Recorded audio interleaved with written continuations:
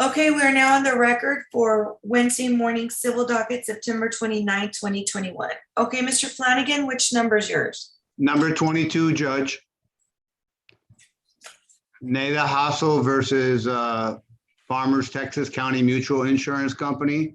I am making a joint announcement on behalf of the plaintiff and also on behalf of the remaining defendant, Farmers Texas County Mutual Insurance Company, with permission of defense counsel Damon Garcia. Mr. Garcia is out of town. Our announcement, Judge, is that we intend on mediating this case again within the next 45 days. And we would ask the court, this is a very old case and we've been set numerous times, but we're asking the court to give us a new docket control conference so that if it doesn't settle at the mediation, if the court would order us to mediation, we'll go to mediation within 45 days. Okay, and do you all have a mediator that you'll be attending with? We will agree on a mediator, that's correct.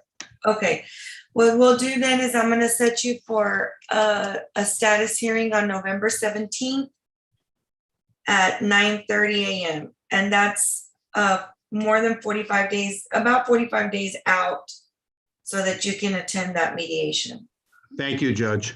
That's all I have. May I be excused? You certainly may. Good day. Okay, thank you. Attorney Robert McLaughlin? Yes, Your Honor. I have number 1 and number 37 on the docket. Okay. CL 161629-I Portfolio Recovery versus Marco Sanchez. And what is your announcement on that case?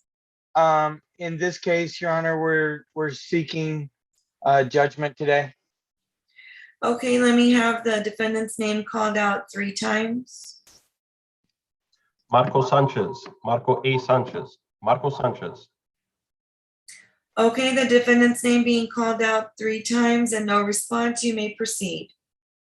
In this case, Your Honor, we believe that Mr. Sanchez had opened up a Citibank Home Depot credit card. It was opened in November of 2008. He made his last payment in July of 2016. The account was subsequently closed and charged off with a balance due of $797.51. The case was filed in April of 2016, so we are within the statute of limitations, and he was served. He filed an answer, but he has not appeared. We're asking the court to take notice of the business records affidavit, the non-military declaration, certificate of last known address, and issue judgment for the plaintiff. Okay, the court will take judicial notice of all the documents in the court's file and grant the relief as requested. What is the final judgment amount again? It's only $797.51. Okay, and is there an order on file? Yes, Your Honor, there is. Okay, I'll ask for that order to be forwarded to my queue. And what's the second one? It is number 37. Okay, CL 210230-I, Velocity Investments versus Jorge Peña, and Mr. Peña is present. Your Honor, we are asking to set a date for a bench trial. Okay, Jorge Peña, can you unmute yourself? Yes, can you hear me, Your Honor? Yes, I can. Good morning. Okay, so Mr. McLaughlin, has there been an opportunity to talk to Mr. Peña about making payment arrangements? I personally have not spoken to him, but I'm more than happy to.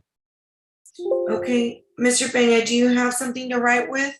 Yes, Okay, Mr. McLaughlin, is there a number that Mr. Peña can call? He can call 512-339-4100. 339 4100. Okay, I'll give you an opportunity to discuss the matter and I'll have you come back on November the 17th at 9:30 for a status on that. Okay, Thank you, Your Honor. thank you, Your Honor.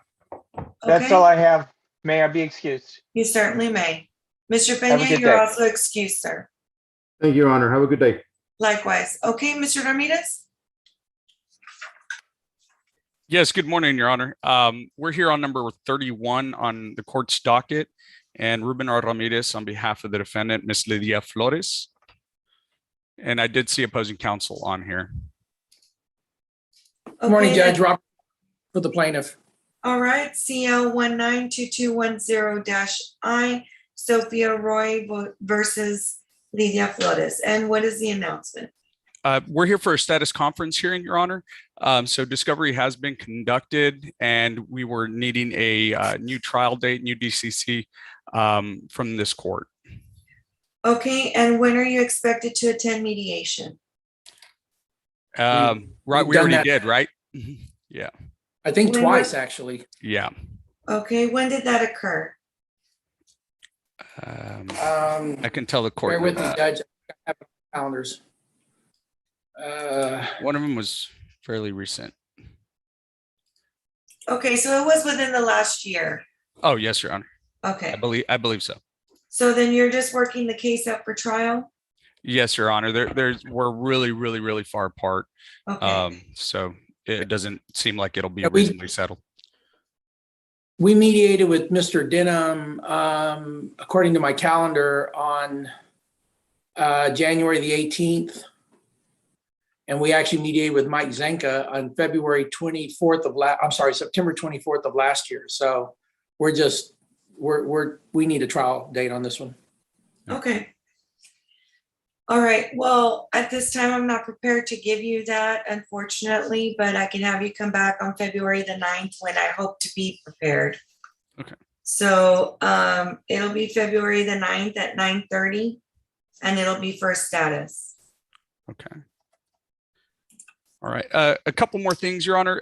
One, I noticed on the court's registry that the retained attorney does not reflect me. We had filed a notice a while back, so I don't know if if y'all can update that.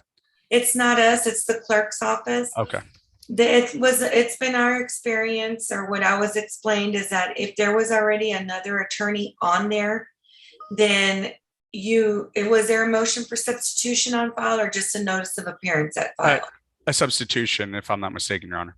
Okay, and did the previous court sign the order granting? I couldn't tell you for sure, yes or no, but I believe so.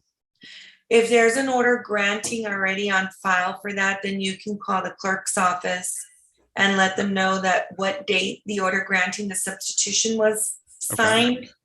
And they should change it. They might require you to file also a notice of appearance. Don't ask me why, but that's what we've been told. So Okay. It's with the clerk's office, not with us. Okay, good to know. That concludes my business with this honorable court. May I be excused? You certainly may. Thank you. Great to see you, Robert. Ruben, hold on just a second. Real quick, Judge, I have a setting that week in February on a very old case up here in Bexar County that may go to trial.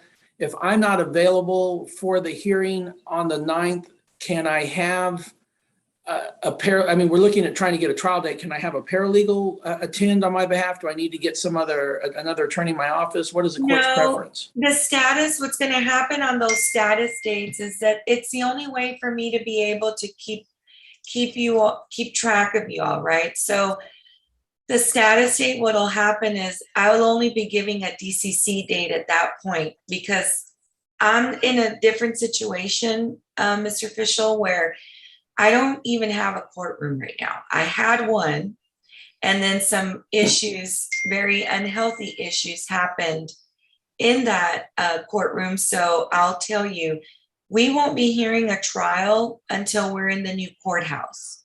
So that's for me only, for myself and probably the other new court, which is Court 10. We don't have anywhere to hear a trial at this point. And for us to borrow a courtroom is going to be a big old show.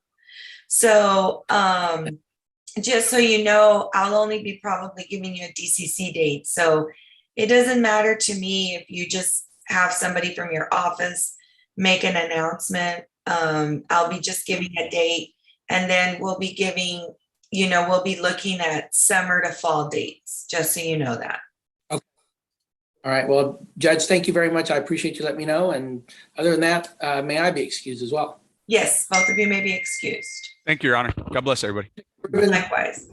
Okay, Attorney Raul de la Garza. Good morning, Your Honor. Number 18 on your docket.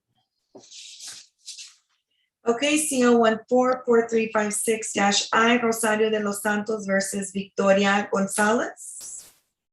Raul de la Garza here covering for Lisa. We represent the defendant, and Mr. Robert Perez is here and he represents the plaintiff. We have a similar announcement, Judge. It's just we're pending a trial on this one. Maybe we'll take the defendant's depo, but yeah, everything's done on it. Okay, mediation has already occurred. Yes, Your ma'am. Honor. Okay, well, then you heard my whole little spiel. So then I'll have y'all come back on February the 9th. And that'll be at 9:30. Thank you, Judge. That's all I have. May be excused. You certainly may. That's all I have, Your Honor. May I be excused? Yes, you certainly may. Thank you, ma'am. Have a good day. Okay, Attorney Kathy Julia. Good morning, Your Honor. I'm here on number 30 on the court's docket. Okay, CO 191690-I, Julian Salinas versus Miguel Salinas. There's a new attorney for the defense, Sonia Salinas Cerda, and she is in trial in Cameron County and asked that I make the announcement for both of us. This case, Your Honor, is obviously almost 3 years old, and it is one that discovery is complete. We have attempted to resolve the case, and we're so far apart that we filed a motion to waive mediation, which was granted by Court 1. And so we're just asking for a DCC whenever the court is able. Okay, then that'll be February the 9th at 9:30, and hopefully by then we can move you forward. Perfect. Thank you, Your Honor. That's all I have. May I be excused? You certainly may. Okay, Attorney Rick Zuniga.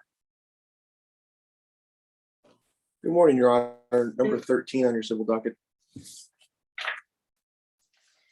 CL 210012-I, Los Venados Property Owners Association versus Armando Bautista et al. Your Honor, we're seeking an order allowing us to serve the defendants by publication. We've done everything we can to locate them. We've looked for phone numbers, email addresses, multiple addresses we've tried to serve them at, talked to a bunch of people, just have not been able to locate them. There's 2 affidavits on file in support of what we've done, and I'd ask that this court grant our motion to serve defendants by publication. Okay, give me one moment.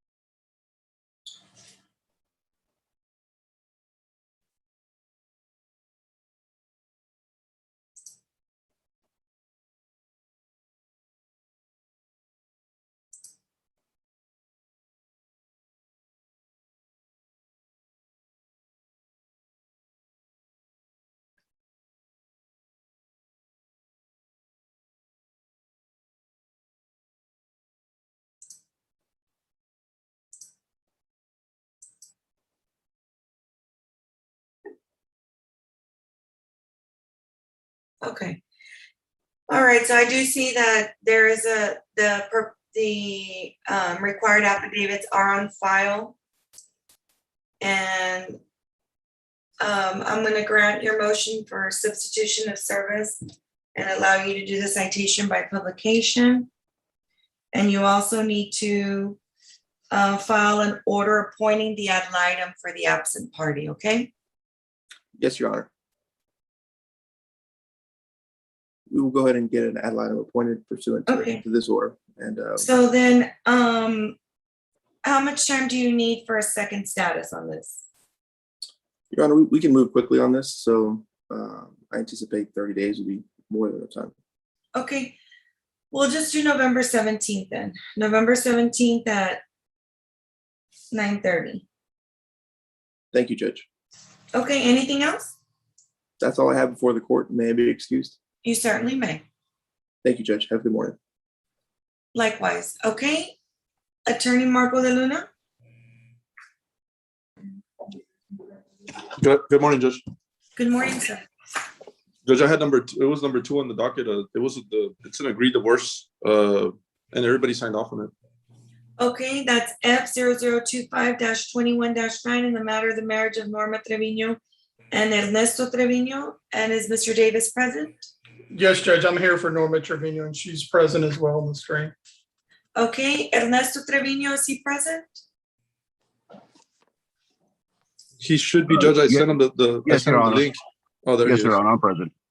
Okay, so, and Miss Norma Trevino, can you hear me?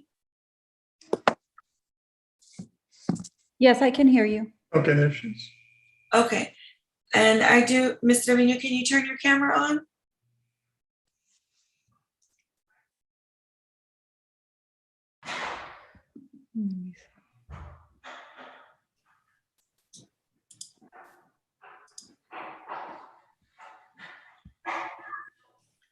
If you're doing it on your phone, there you go. Okay, so then these parties are ready to prove up the agreement then? Yes, ma'am. As a few minutes before the hearing, we got the signed decree back from Mr. De Luna and his client. Okay, let me have the parties raise their right hand. Do you swear that the testimony that you're about to give is the truth, the whole truth, and nothing but the truth, so help you God? Ms. Trevino? I do. And Mr. Trevino? Yes, Your Honor. Okay, you may lower your hands. And who's going to be proving it up? Judge, I can do it. I represent the petitioner. Okay, go ahead. Okay, Ms. Trevino, can you please state your full name for the record? Norma Alicia Trevino. And you're married to Ernesto Trevino, correct? Correct. And you and he were married on or about September 14th of the year 2001, correct? Correct. And you filed this divorce against Mr. Trevino. And prior to filing this divorce, you had lived in the state of Texas for at least 6 months and Hidalgo County for at least 90 days, correct? Correct. And the marriage between yourself and your husband has become insupportable due to a discord or conflict of personalities that destroys the legitimate ends of the marriage. And there is no expectation that you and your husband will reconcile, correct? Correct. There are, as we're here today, there are 2 children born of your marriage that are under the age of 18, correct? Correct. And their names are Gabriela Trevino and Ernesto Trevino Jr., correct? Correct. And with regards to the conservatorship of the 2 minor children, you're asking the court an agreement that you and your husband be appointed joint managing conservators of the children, correct? Correct.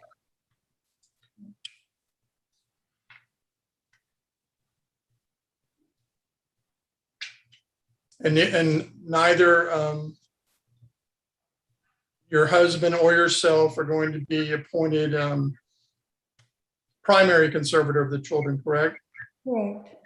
But there is going to be a geographic restriction that the children reside in Hidalgo County until they emancipate, correct? Correct. And with regards to the visitation, that's contained in the decree that you have reviewed and approved, correct? Correct. And y'all have also agreed that with regards to child support, there's not going to be any child support order, correct? Correct.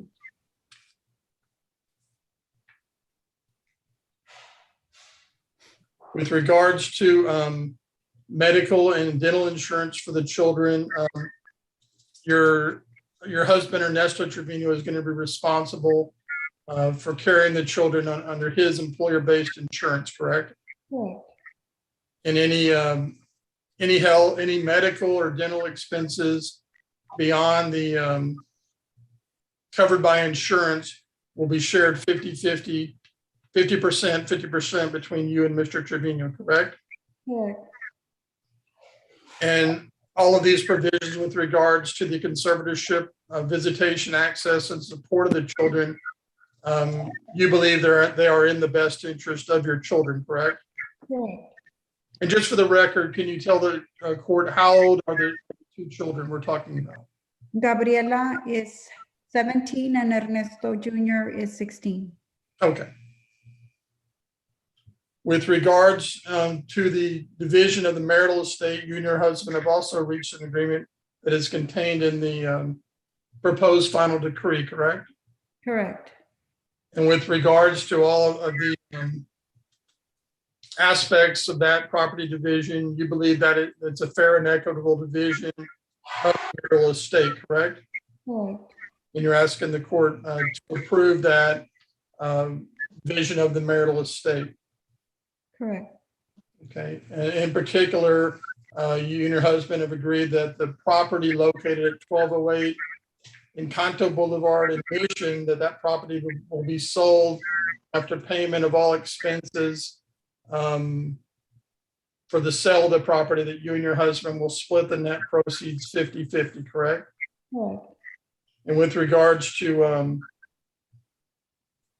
any furniture, household belongings, clothing, jewelries, sums of cash in your possession, that'll remain with you. And the same thing with regard to your husband, correct? Correct. And with regards to any 401k, retirement pension plans, brokerage accounts, stocks, bonds, mutual funds, or securities, those will be divided 50% each, correct? Correct. And you are also going to maintain and keep the 2001 Volkswagen Atlas, correct? It's a 2021. Okay, Yes. 2021 Volkswagen Atlas? Yes. Okay, and you'll be responsible for the insurance and payment of any finance on that, correct? Correct. Okay. Same terms apply with respect to your husband, with the exception is there's numerous motor vehicles and motorcycles that are being awarded to him, correct? Correct. And that is your agreement, that those will go to him and he'll be responsible for any payments of insurance or finance or whatever on those vehicles, correct? Correct. Okay. With regards to the debts that you and your husband may have, you're going to be responsible, obviously, for the debt on your vehicle, and any debts that have been incurred in your name, correct? Correct. And the same thing as far as your husband, he's going to be responsible for any debts on all the property that he's awarded, and any debts that are in his name, correct? Right. Okay. And y'all have also reached an agreement regarding the terms of the sale of the residence, correct? And that's in, let me stop that. And that is contained in the proposed final decree, right? Right. Okay. And you're asking the court to grant you a divorce, correct? Correct. Is there anything else that you're asking the court for at this time? Are you asking for a name change? Correct. Okay, and what are you asking that your name be changed to? My maiden name, Norma Alicia Morin. Okay, so it's Morin? Correct. Okay. Judge, I will pass the witness. I have no questions, Your Honor. Okay, before you all continue, Mr. Davis, did you put forth on the record what is going to happen with the home as to who's going to be staying in it? Is there? Yes, Judge, that we've, in the proposed decree, we have a few pages that covers all that. Okay. I didn't know if you wanted me to go into that in detail. I just want to make sure that there's a contingency plan in place, or that, we're very clear, the parties are very clear as to what's going to happen with the expenses of the home. Yes, ma'am, that's contained in the decree. Okay. All right, Mr. De Luna, you have no questions of Ms. Trevino. Do you have any questions of your client? I do, Your Honor. Okay, you may proceed. Mr. Trevino, you heard the agreement that was read into the record, correct? Correct. And you and I went over every single page of that agreement with you, correct? Correct. And you signed off on the agreement? That is correct. Okay. Is there anything that you heard today that you want to either add to or clarify at any point? No, sir. Completely agree with everything that was indicated. Yeah, that was the only concern you had at that time. Is that there was a year on one of the vehicles that was off by a couple of years, correct? And I told you we were going to get that resolved. That is correct. Okay. And today you're asking this honorable court for divorce? Correct. Okay. That's all the questions I have, Judge. Pass the witness. Okay, the court will take judicial notice of all the documents in the court's file, will grant the relief as requested and testified to by the parties, and will await the divorce decree that contains all the details of the agreement of this divorce, and will grant the divorce today, and will further grant the name change to Norma Alicia Morin. Okay, will that be e-filed today, gentlemen? It should be, Judge, yes. Okay. Then as soon as it's e-filed, I'll ask for it to be sent to my queue, okay? Thank you, Judge. Yes, sir, Judge. All right. Thank you. Okay, May well, we be good luck excused? to the parties. Thank you. Thank you, Your Honor. Thank you, Judge. Maybe, Judge? Yes, y'all may be excused. Thank you. Thank you. Okay, Attorney James Cuellar. Good morning, Your Honor. This is case number 39. All right, CL 21-1711-I, Gem Enterprises versus WBL SPE3 LLC. And what is the announcement? I got an email from my opposing counsel, Kelly McInnes, this morning, and has another hearing at this time. And he asked me to that he joins with me in announcing to the court that we'd like to maybe set another status conference for the November setting. We're still trying to finish a mediation that we started last month. It was an end of the day mediation and we ran out of time. But we think we're pretty close. We just need to finish it. And now we're just going through the process of trying to get everybody's schedules to match up. That's proved a little bit difficult, but we think if we have 60 days, we can at least complete the mediation, one way or the other. Judge Okay. Kelly McInnes, I was able to finish my other hearing and come on in before you called the case. Mr. Cuellar is absolutely correct. We had started the mediation and we had rescheduled it, and right before the rescheduled mediation was going to start, my client had a medical emergency and we had to postpone it. Okay, well, let's come back on December 1st. That'll give you plenty of time to schedule the remainder of the mediation. Thank you, Judge. And that'll December be 1st at 9:30. Yes, sir. Thank you, Your Honor. We have Okay. nothing further. May we be excused? You certainly may. Thank you, Judge. Have a great day. Likewise. Okay, Judge Cantu?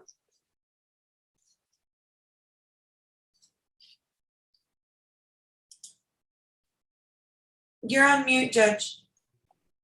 Okay, now, are we good? Yes, sir. Okay, yes, we have two cases, Your Honor, and a couple of announcements. Opposing counsel is also on Zoom. I believe is Marcos Montalvo is on CL 19-1562I. Yeah, good morning, Your Honor. Mark Montalvo here. That is correct. And on this one, as far as I know, Your Honor, we're just waiting for a new trial date. I think we've heard the spiel, as it were, a few times. So whenever the court wants to give us another status, and then we'll go from there. Okay, that's number 29 on the court's docket, CL 19-1562-I, Spring Valley Produce versus Clock Migraine Transport. Okay, so mediation and discovery has already been conducted? I believe we have not mediated, I don't think. Correct me, Okay. Mark, I may have a senior moment, so. No, that's correct, Your Honor. Okay, so then mediation needs to occur. Are you good on discovery? I believe so, Your Honor. I believe, I believe so. Okay, what type of case is it? Is it contract or? Yes, Your Honor. It's a contract case, yes, Your Honor. Okay. Okay, then I'm gonna send an order of referral to both of you by the end of the day. Very well, Your Honor. And then that way you can work on that and we'll have your status on February the 9th at 9:30.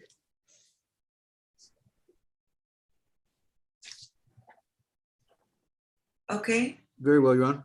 all right. Mr. Montalvo, do you have any other case? Yes. We have another one. We have another- number 35, Your Honor, on the court's docket. Mr. Cantu is also in this one. That is CL-20-3026-I. There are other attorneys present that are involved in the case as well, Your Honor.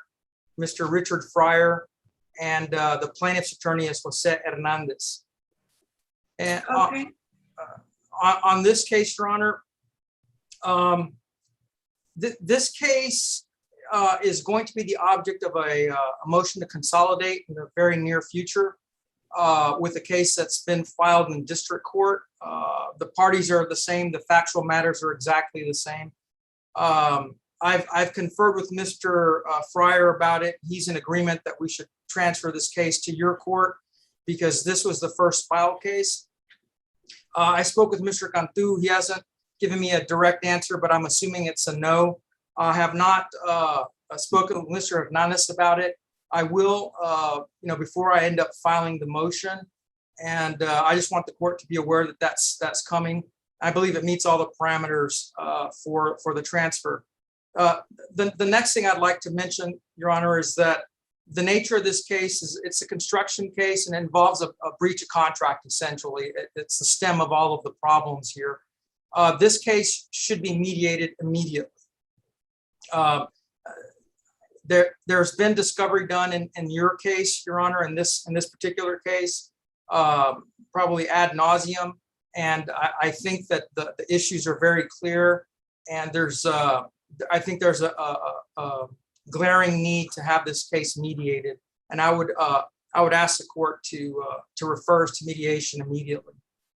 Judge, I'm going to object to the mediation at this point, Judge. It is not so clear, as Mr. Montalvo points out. There is money that plaintiff has not been able to disclose or find out where the money is on this case that they are owed, Judge. We've sued 3 parties because someone has money that's owed to L&R Ready Mix. And as far as we have exchanged written documents, Judge, but I think we need a deposition or 2 prior to any mediation going forward. So, and I think the parties can find a mediator, Judge, that we all can agree upon to mediate this thing.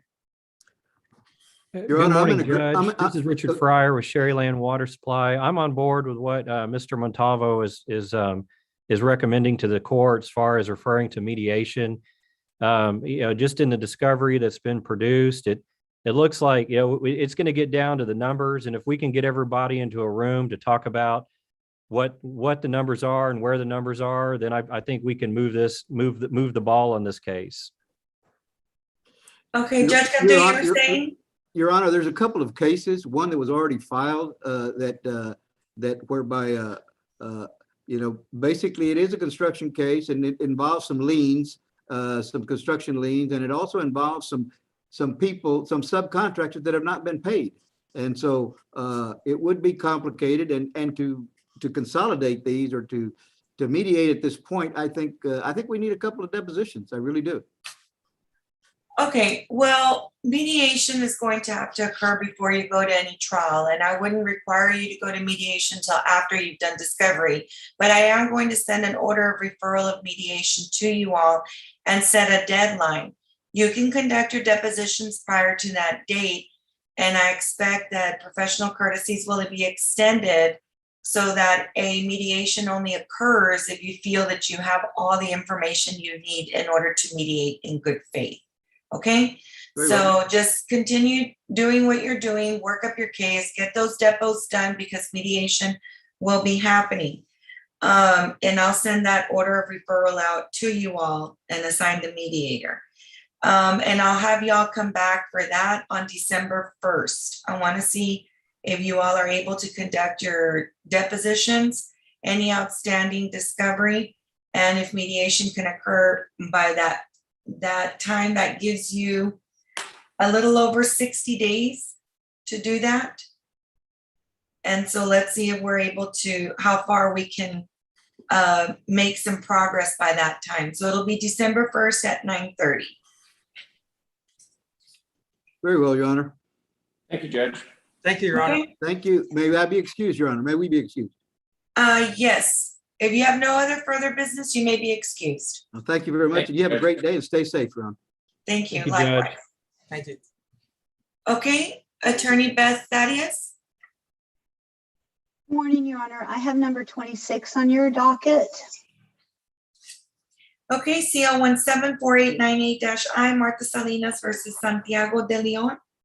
Your Honor, I'm here on behalf of opposing counsel. We're here to make an announcement that we have an agreement.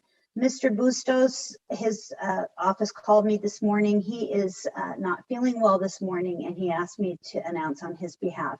We do have an agreement. We're going to take depositions. That was the sticking point with us. So if we could have that November status date, I think that we can get this case moving. Okay, November 17th at 9:30. Thank you, Your Honor. May I be excused? You certainly may. Thank you. Okay, you're welcome. Attorney Sarah Cowan. Good morning, Your Honor. We are here on number 38 on the court's docket.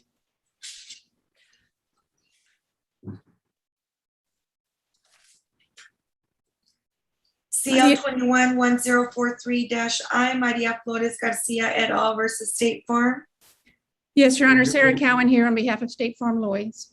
Excuse me, State Farm Mutual. And Mario Cisneros on behalf of the plaintiffs. Your Honor, we're here for a status conference. The parties have completed written discovery, plaintiff's depositions have been taken, and Mr. Cisneros and I are in agreement to proceed to mediation. And we are currently in the midst of agreeing upon a mediator and getting that on the calendar. That's correct, Judge. Okay, will you be agreeing to a mediator, or are you asking the court to assign you a mediator? We can agree to mediate, Judge. Okay. Yes. And when will you, more or less, what's the time frame that you'll be attending mediation? We're hoping for October. What do you think, Mario? Sounds good to us. Okay, then return on November 17th at 9:30. Yes, Your Honor. Okay, anything else? Your Honor, I have one more matter before the court. It should be a short announcement as well, Judge. And Okay. I do not have a further matter, so may I be excused. Yes, you may. Give me one moment. Ms. Flores, I apologize. I hadn't seen the time. Do you still need that break, ma'am? No, Judge, it's fine. Okay. We got caught up on the arguments with that other case. Sorry about that. Okay, Mr. Cisneros, what other case do you have? Number 28, Judge. 28? All right, CL 182182-I, Roxanne Montalvo versus Elisandra Elizondo. Morning, Your Honor. Alan Irwin for the defendant, Elisandra Elizondo. And Mario Cisneros on behalf of the plaintiff, Judge. Okay, what is the announcement? Judge, we're here this morning for a status conference. I believe that most, if not all, discovery has been completed.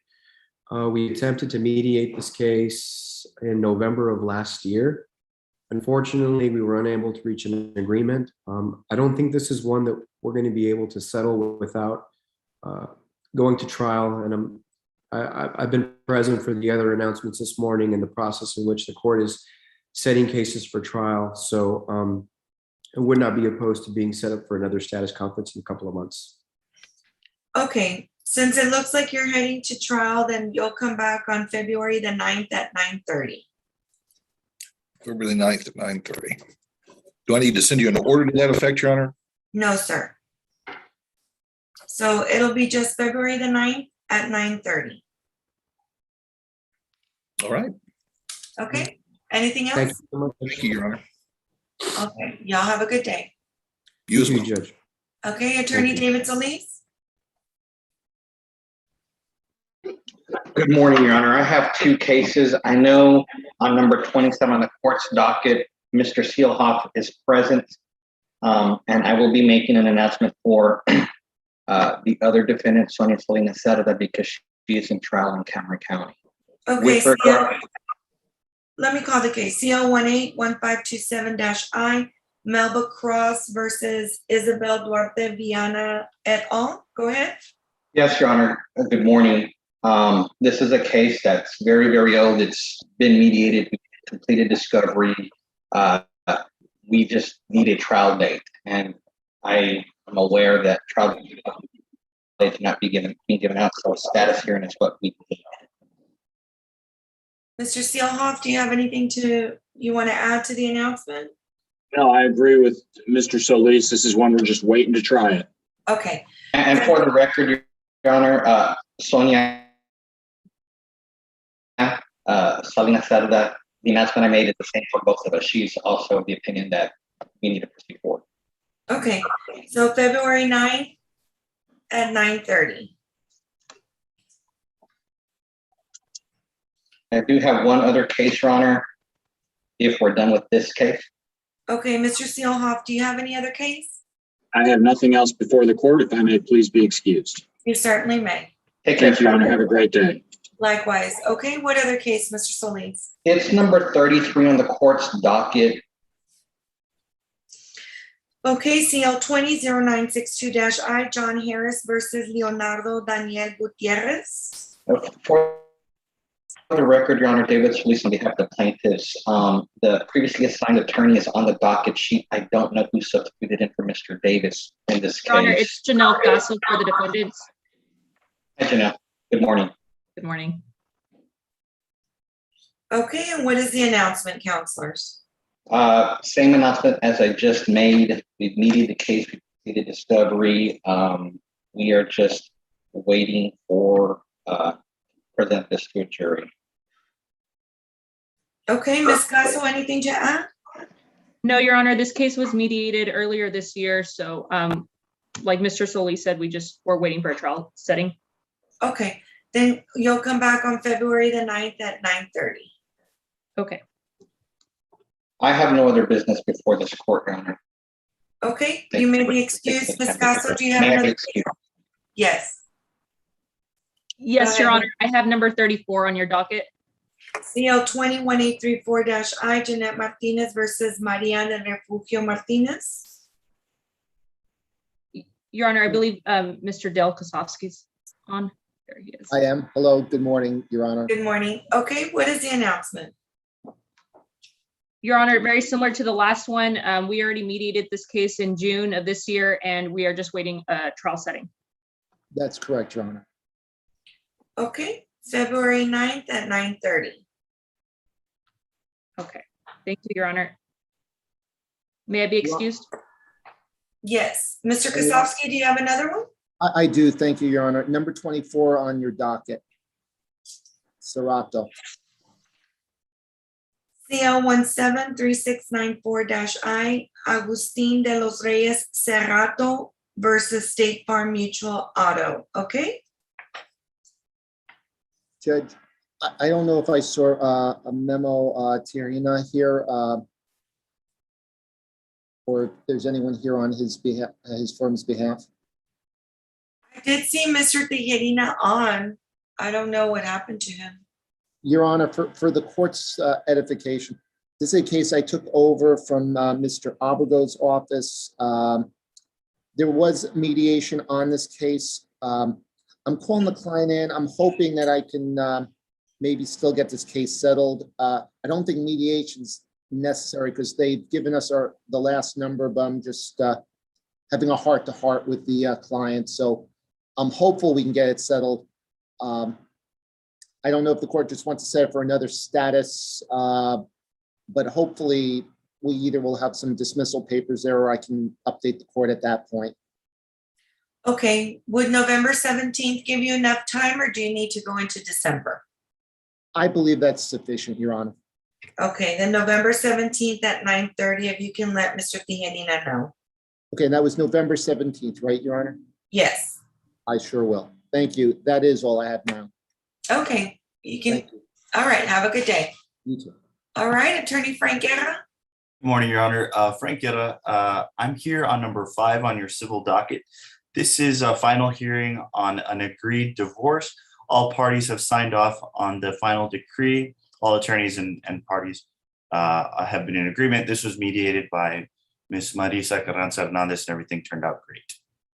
Okay, that's on F 2686-21-9. And are there children involved? Yes, Your Honor, and all the custody and visitation and child support have been agreed to. Okay, are the parties on so that they can prove up the agreement? Yes, Mr. Salinas is available. He's here at my office.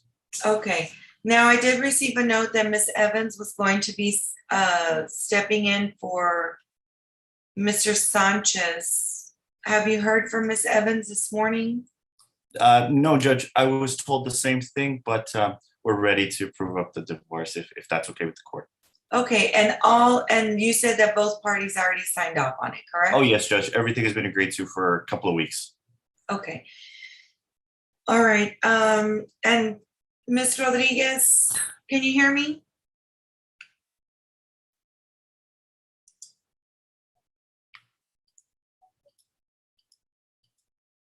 Do you see your client on? I have my client, Saul Salinas. Oh, your son, okay. So Saul- did Yes. Mr. Salinas, did you file a counter petition? I believe, I don't think so, Judge. No, we just filed an answer. Okay.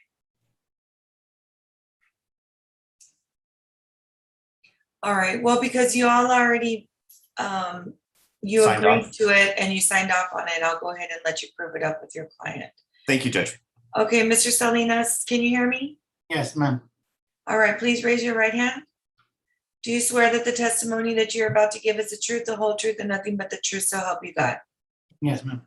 All right, you can lower your hand and you may proceed. Mr. Salinas. Mr. Guerra, I'm sorry, hold on. Yes, Judge. Ms. Evans is just coming on.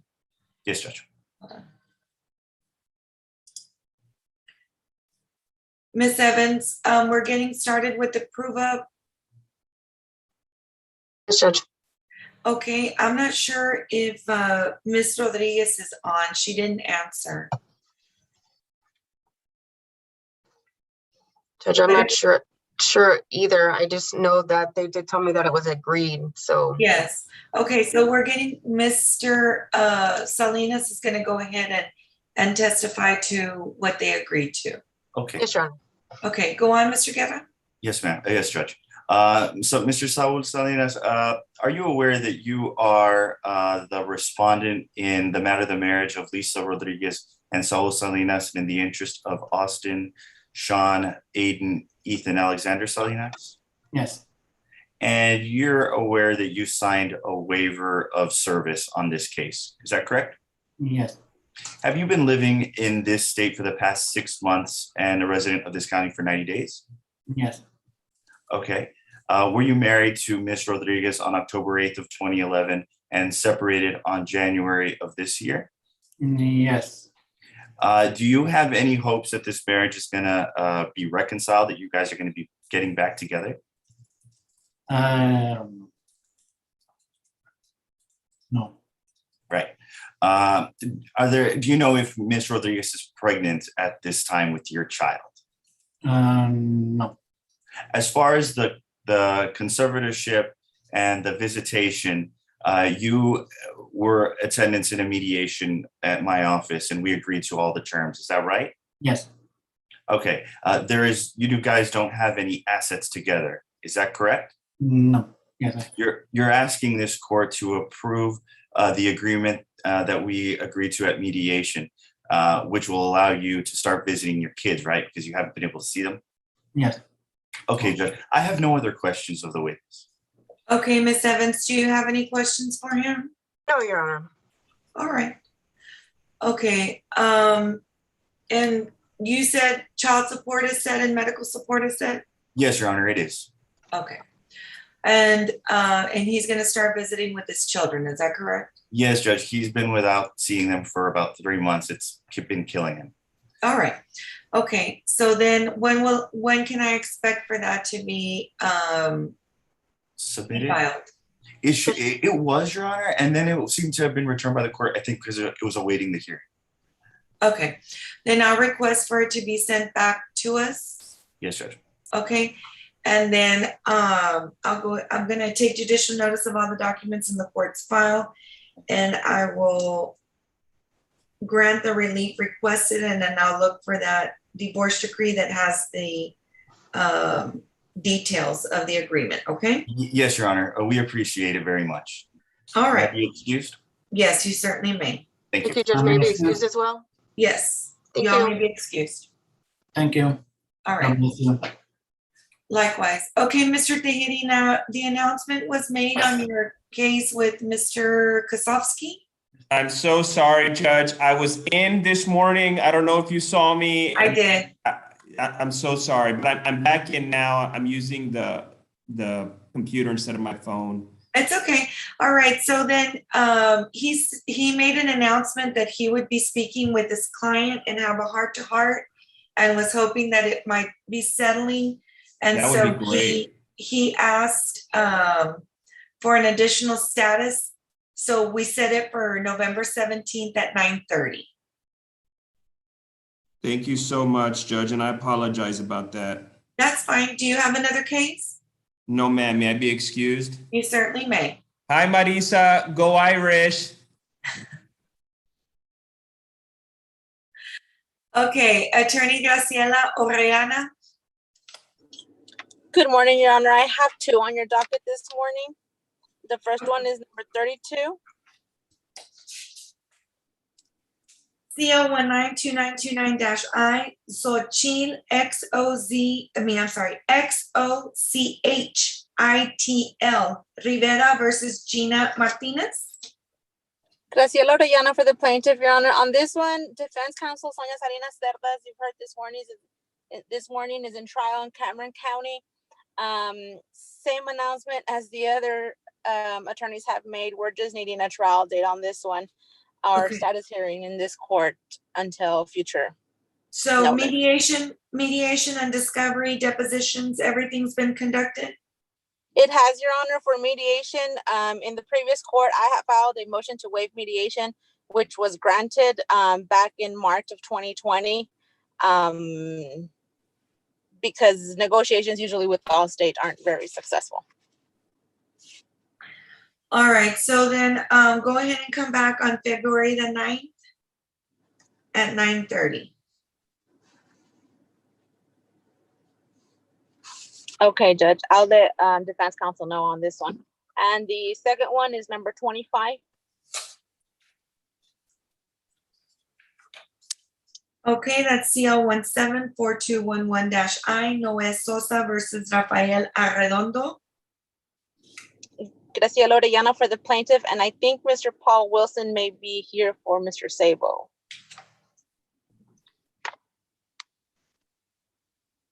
I'm here, Your Honor. Okay, and what is the announcement, counselors? Your Honor, on this one, we had we were in a deposition back, plaintiff's deposition back in February of 2019. I had to cut it short due to a family emergency. I've attempted to reschedule. Mr. Sabo has advised that he's not ready to take his deposition just yet. I'm not sure what he's needing. I've asked him. He hasn't advised me what's pending. We've tried to negotiate this one between us, and unfortunately, we haven't been able to reach an agreement. So if he's still needing depots, I'm still open to rescheduling my client's deposition. If not, I'm ready for mediation. Okay, Mr. Wilson, do you have anything to add? Yeah, well, we do need to get the depositions done before we mediate, so we're gonna need at least 90 days. Okay, so then we'll schedule those mediations, and then do you have a mediator? Judge, may I have a 30-day deadline for the deposition? Because this was back in 2019. It's been 2 years. I've reached out to Mr. Sabo, given him the opportunity to reschedule. He hasn't done so. So if I can get this done in the next, my client is elderly.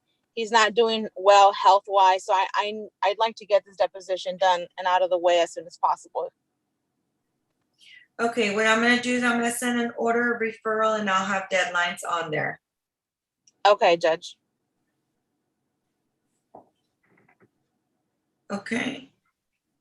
And then Thank you, you'll Your come Honor. back on December 1st for this one at 9:30.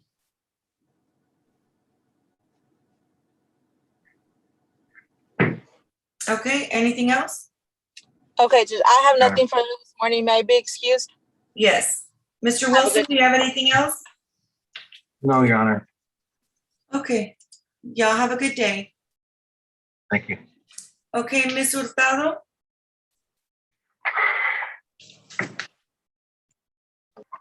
Yes, ma'am, I'm here. Okay. I'm number 40.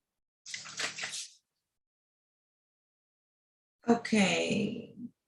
All right, so then you filed your order of consolidation, is that correct? Yes, ma'am. Okay, let me look this up.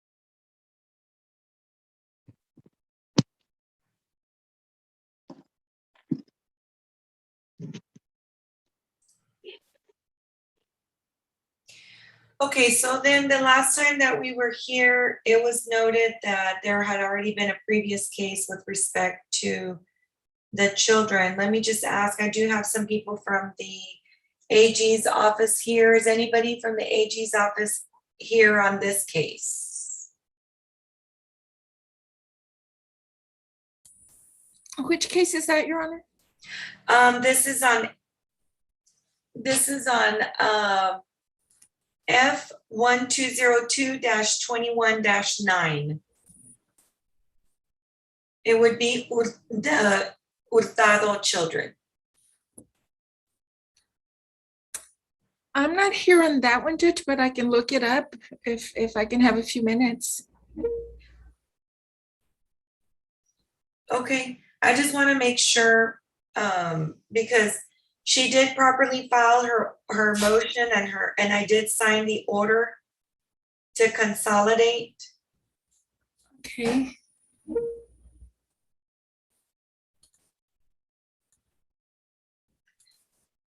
There was a SAPSR, and so she put that into the divorce.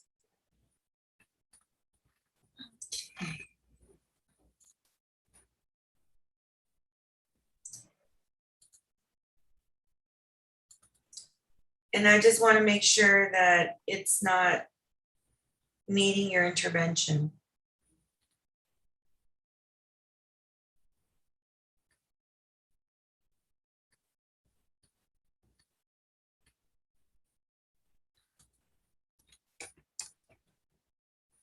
It'll just take me a moment to find it, Judge.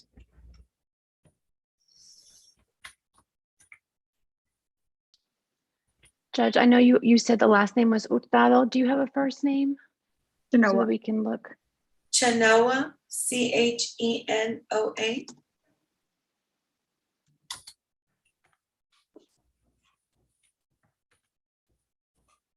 Chenoa, and that's the mother's name? Chenoa, Chenoa. That's mom's name, yes. And Hurtado is Urtado? Hurtado.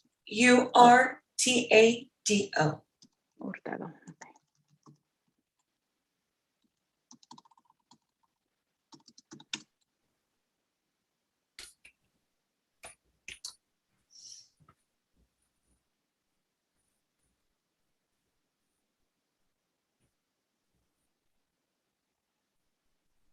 And Judge, the name of the other parent?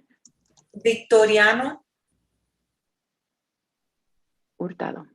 Okay, I see it.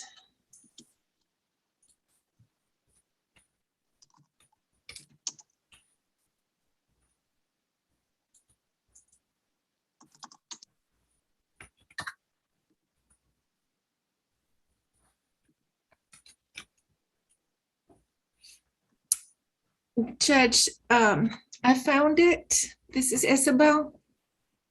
And this is not a case that the office would need to intervene. Okay, perfect. All right, Ms. Hurtado, then we can proceed. Will you raise your right hand? Do you swear that the testimony that you're about to give is the truth, the whole truth, and nothing but the truth to help you God now? Yes, ma'am. Okay, you are currently married to Victoriano Hurtado, is that correct? Yes, ma'am. And you and Mr. Hurtado have minor children, is that correct? Yes. And at the time that you filed for divorce, you had been living in Hidalgo County for at least 90 days and in Yes. the state of Texas for at least 6 months, is that correct? Yes. All right, and you're asking the court for divorce today because your marriage has become insupportable because of discord or conflict of personalities between you and your husband that deems the marriage, in other words, you're not getting along, is that correct? Yes. Okay, at this time, is there any reasonable expectation for reconciliation? No. Okay, so Claudio Salvador Hurtado and Castiel Carl Hurtado are your husband's biological children, is that correct? Yes.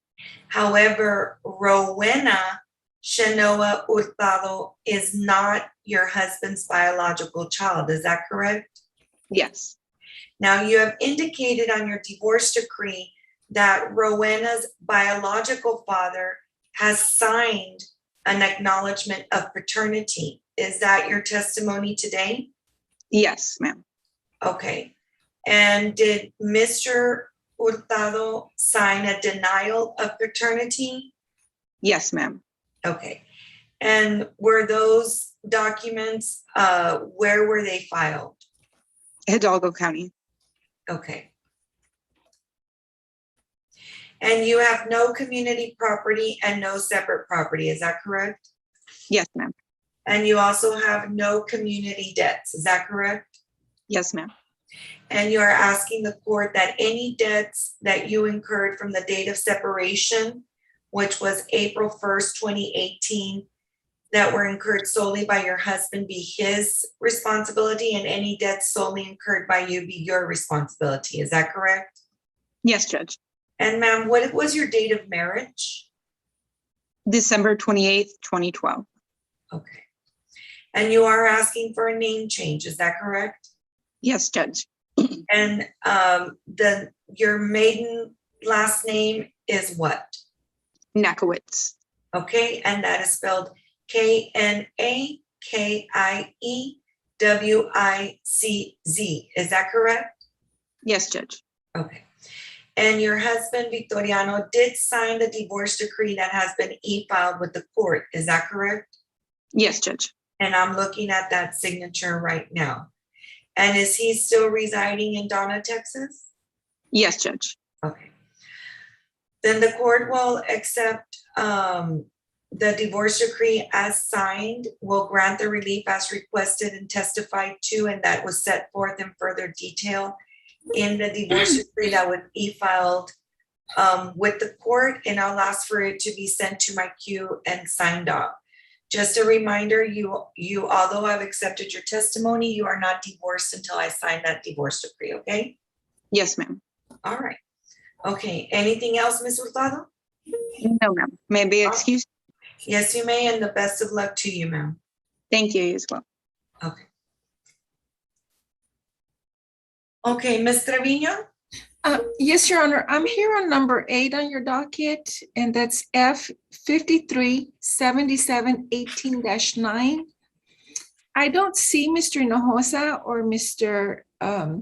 Espinosa or the Atlaida, Ms. Del Bosque, Your Honor. So I'm wondering if this case was reset. I don't know. Can somebody on my staff tell me? I didn't have a notation of that. Could I have the cause number once again, Your Honor? F 5377-18-9.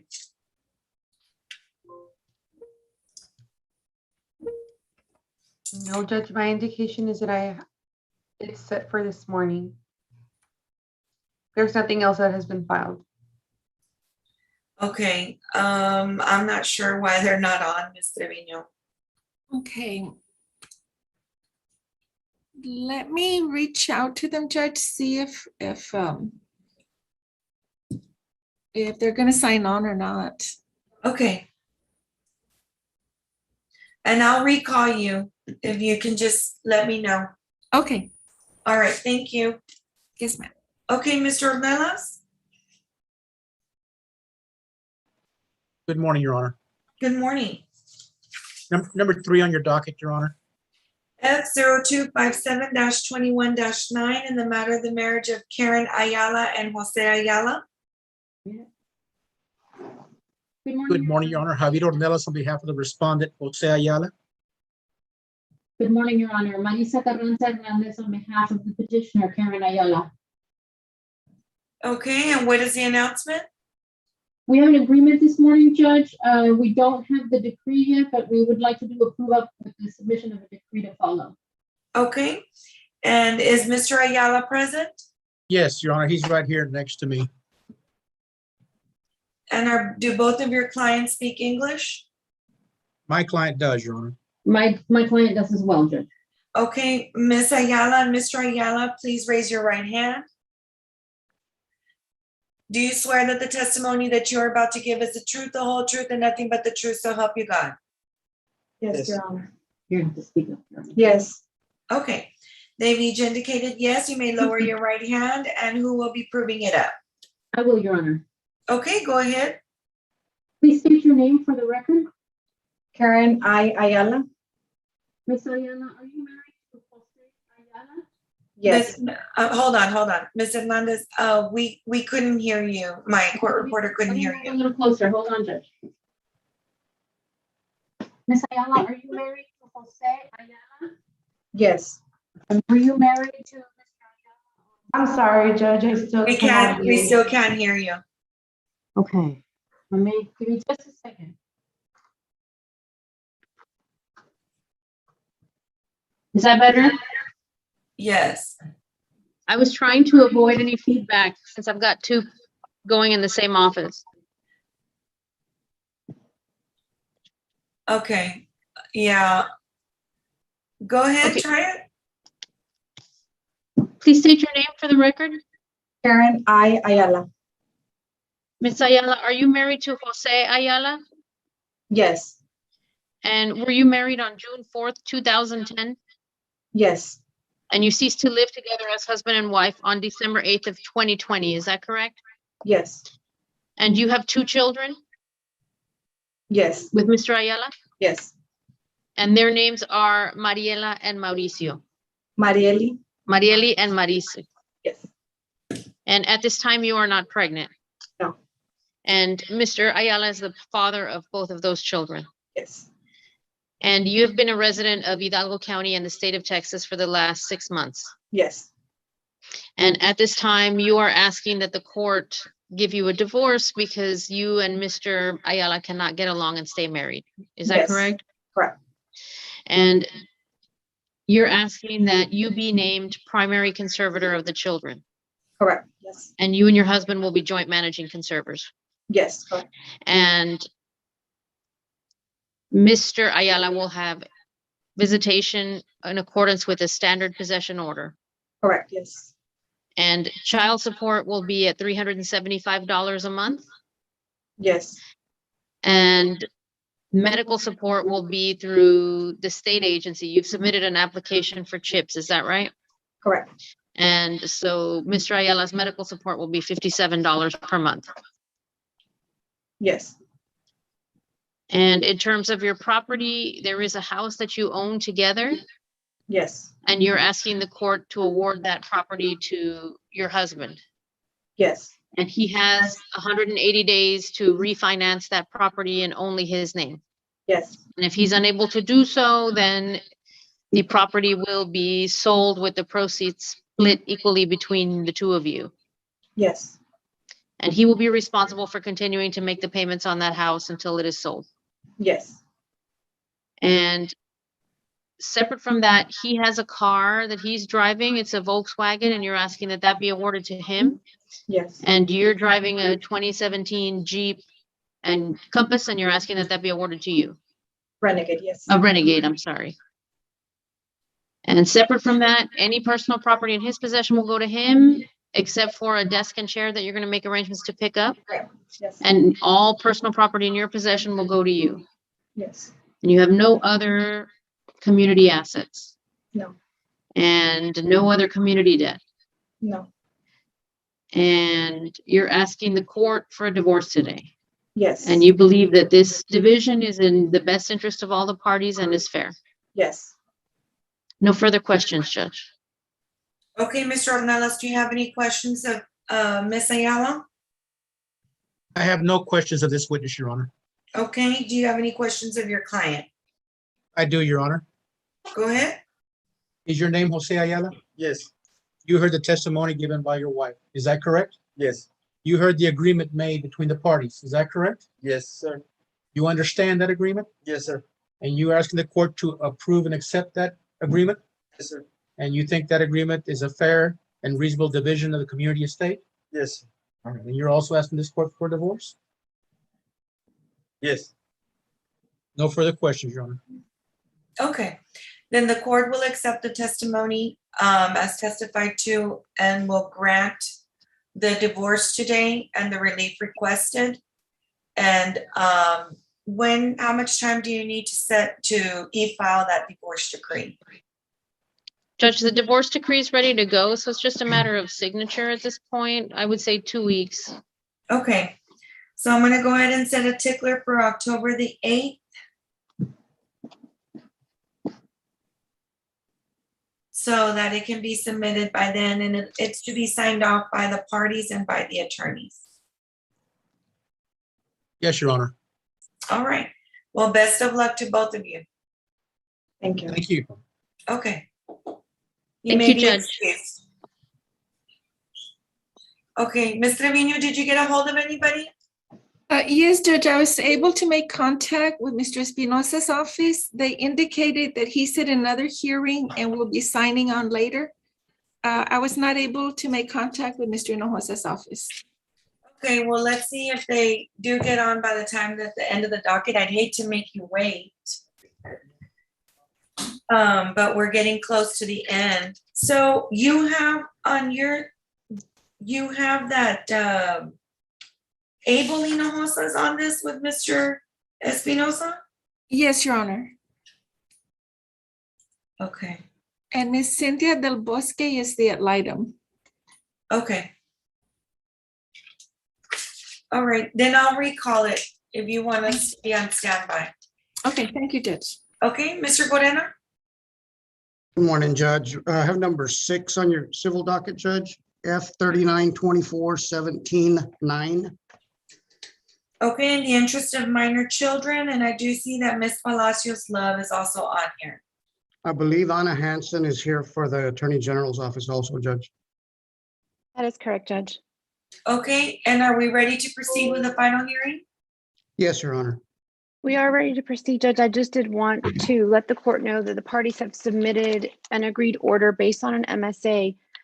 And we do have, the Attorney General does have some issues with their proposed language. So I don't know if the court wants to take that up first before they start proving up the other Your agreements.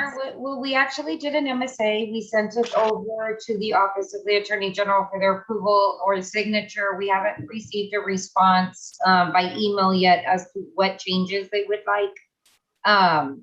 So I don't know if the court minds, and once we get it, we can all just sign off on it and submit it to the court.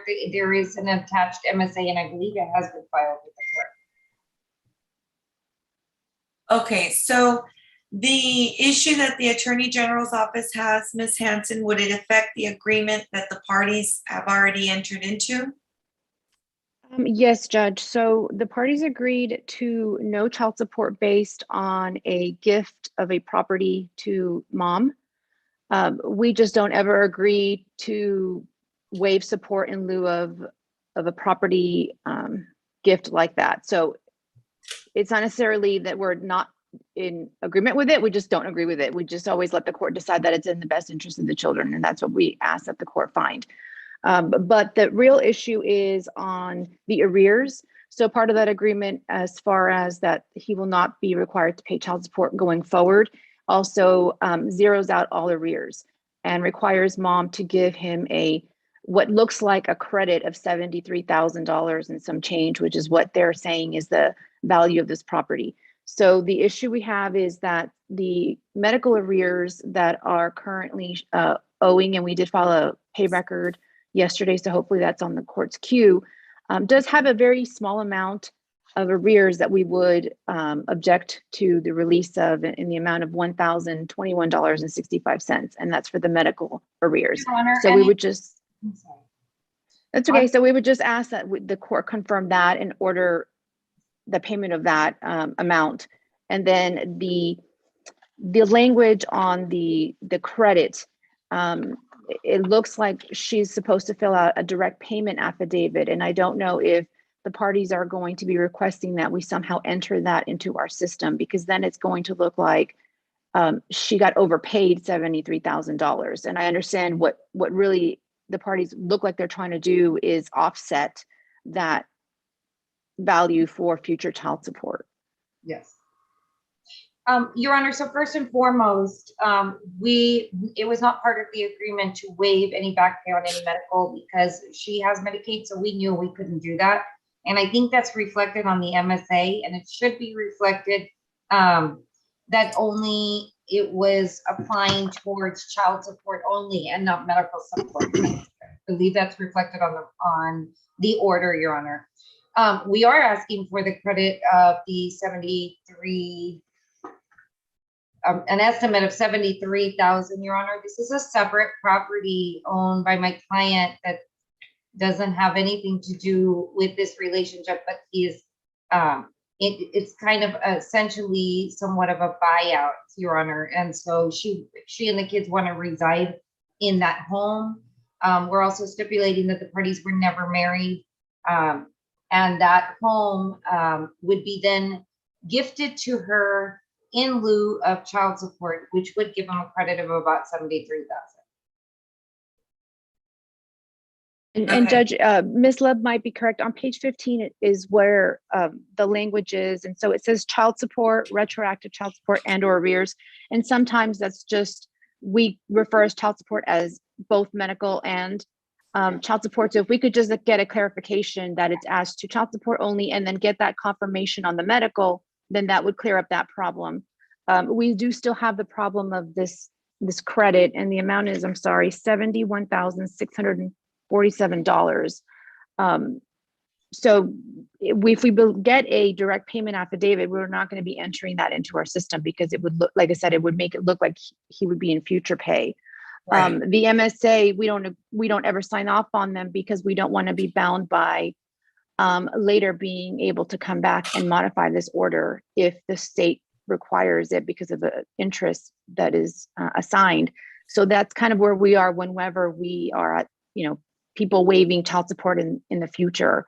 Right. We just don't want to be bound by that. And Your Honor, and the reason that we decided to put the amount in there was at the request of Mr. Corena, because we were just going to eliminate child support altogether and back support. But the issue was, if at any point he started to make tons of money and it would have different, and the kids were entitled to a little more money, then it would look like a credit. And that way, if later on they were able to get some more money from him, they would be. And so that's why we had to put it as a child support credit. But if they want to just waive it all for future, that was not really the agreement that we made in case that situation did come up, and it still protected the children. Okay, so I know in these situations, sometimes you're trying to think outside the box, right? And I get it. I've been in that position before, and my experience has always been that the Attorney General's office won't agree to it, will not look favorably upon it, doesn't like for we've done it with home equity in the past too, like when people are like, okay, well, we'll give, instead of giving the home equity, then we're going to offset it with some type of child support. I get it, because I've been there to where you're trying to figure out something. because not everybody has $73,000 accessible to them or wants a lien on them for $73,000 or anything like that. But the Attorney General's office isn't going to approve that kind of language. And I'm not going to force them to, but I will honor the agreement that you tried to, that you came into at the mediated settlement agreement. The mediation process is something that is very sacred. And when you're in the moment and you're trying to figure out how to settle things, you start trying to think of ways, and many times outside the box, to see how you can make it work. And I'm not there, and the Attorney General's office is not there. And, and we all know that sometimes, well, all the time you give and you take, and everybody feels like they got shorted, in one way or another.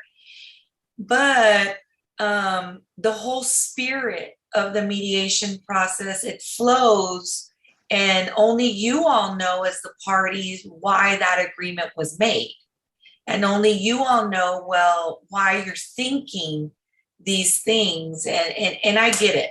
Okay. And so the mediation agreement's going to stand. However, I do agree with Ms. Hanson where you can't have them sign a direct payment affidavit too, because it is going to look like she got paid not only $73,000 in a direct payment, but also $73,000 in lieu of. So you all need to figure that out.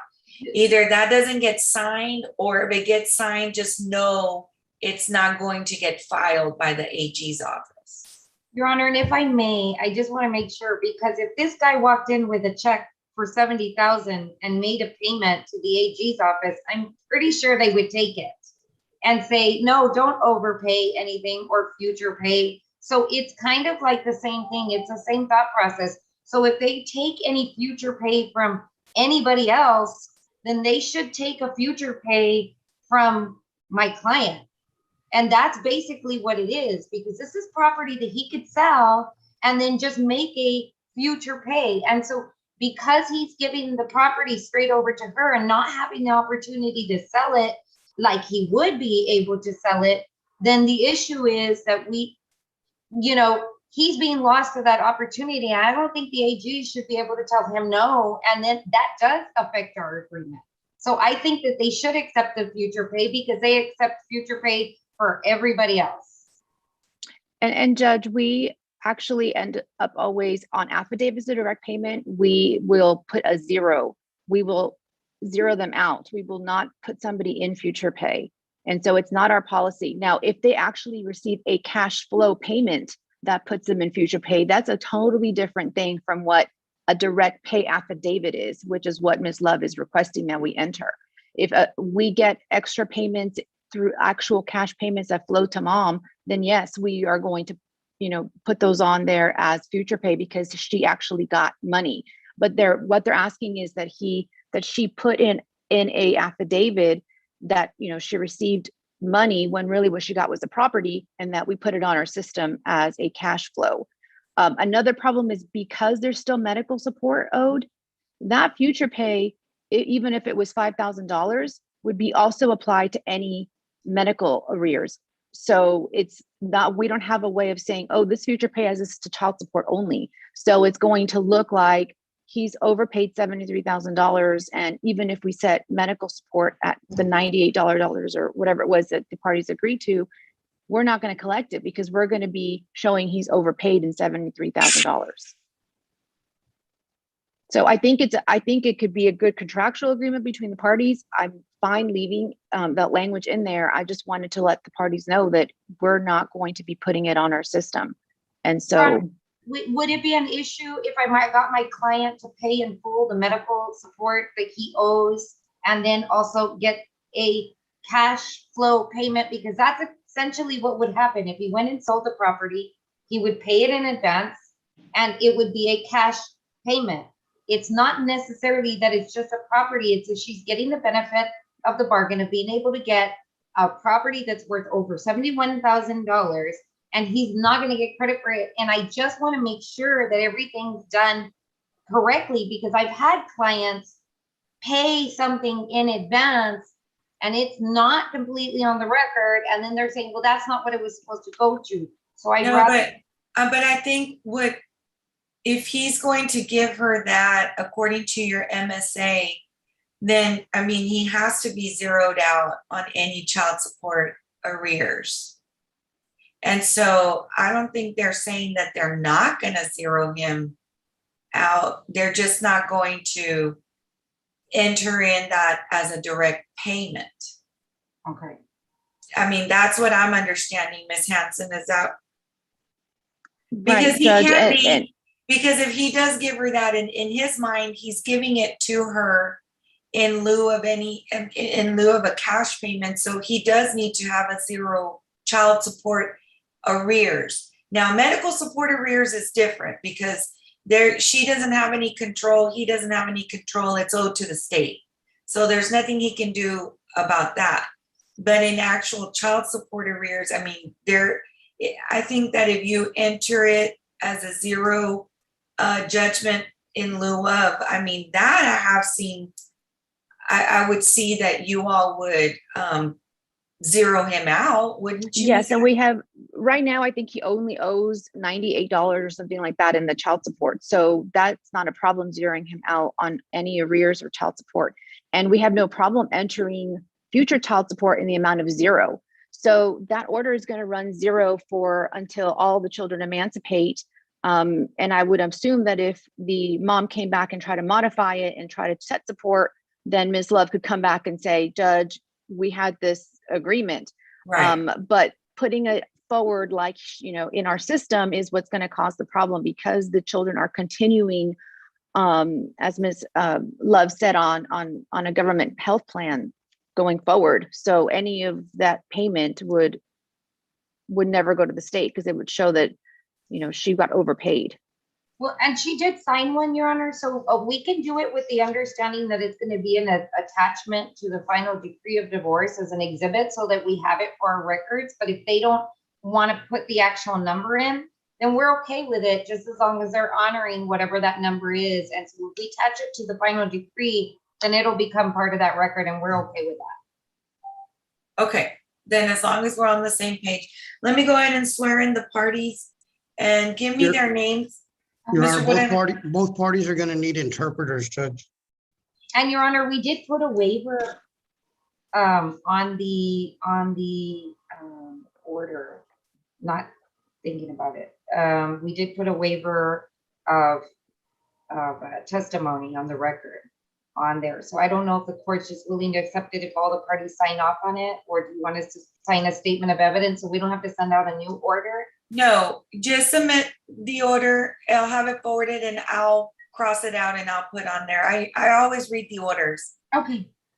So, and I'll cross it out and I'll put on there exactly, that the testimony was taken by my court reporter. So don't worry about that. Okay, what are their names? Petitioner is Griselda Franco. And my client is Jose de Jesus Sosa. Jose de Jesus Sosa.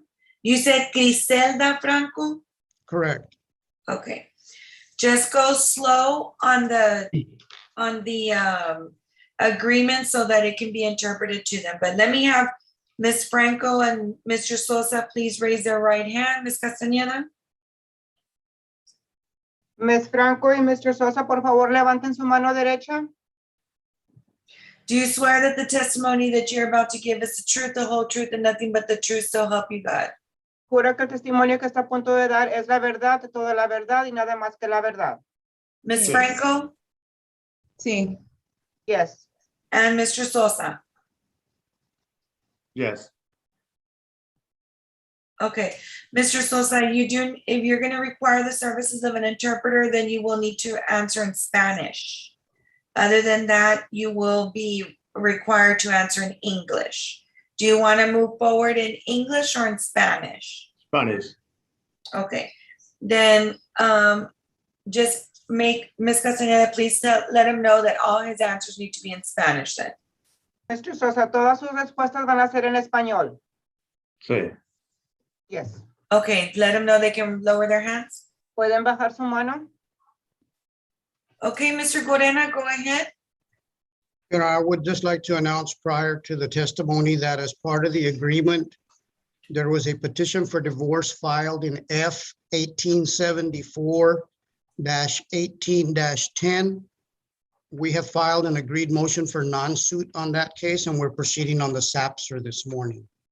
Okay. All right, then you may proceed. Thank you, Judge. Will you state your name, please? ¿Puede decir su nombre, por favor? Griselda Franco. Griselda Franco.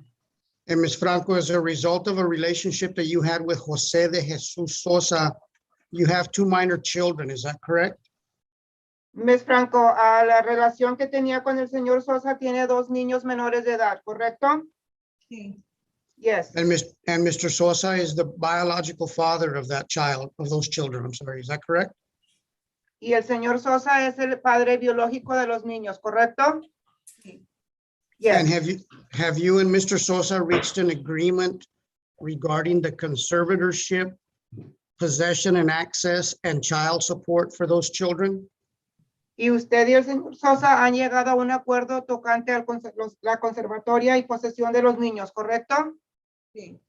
Yes. And is that agreement that you and Mr. Sosa would be appointed joint managing conservators of the children? Y ese acuerdo es que ustedes van a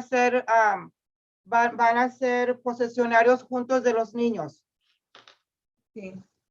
Yes. And that you would be appointed as the parent that would have the exclusive right to designate the primary residence of the children within Hidalgo County and any contiguous county, is that correct? Y ese arreglo es que usted va a tener posesión de los niños con la agredo que los niños van a estar en el condado de Hidalgo y en condados seguidos, ¿correcto? Sí. Yes. And also that Mr. Sosa would be awarded standard visitation rights of the children, is that correct? Y también que el señor Sosa le van a dar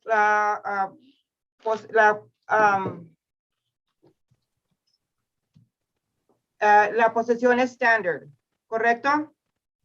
Sí. And Yes. the agreement as per the MSA is that the pickup and drop off would be a new location, which is the Department of Public Safety substation located on the expressway and Davis Road in Edinburgh. Is that correct? Y el acuerdo que llegaron en la mediación es que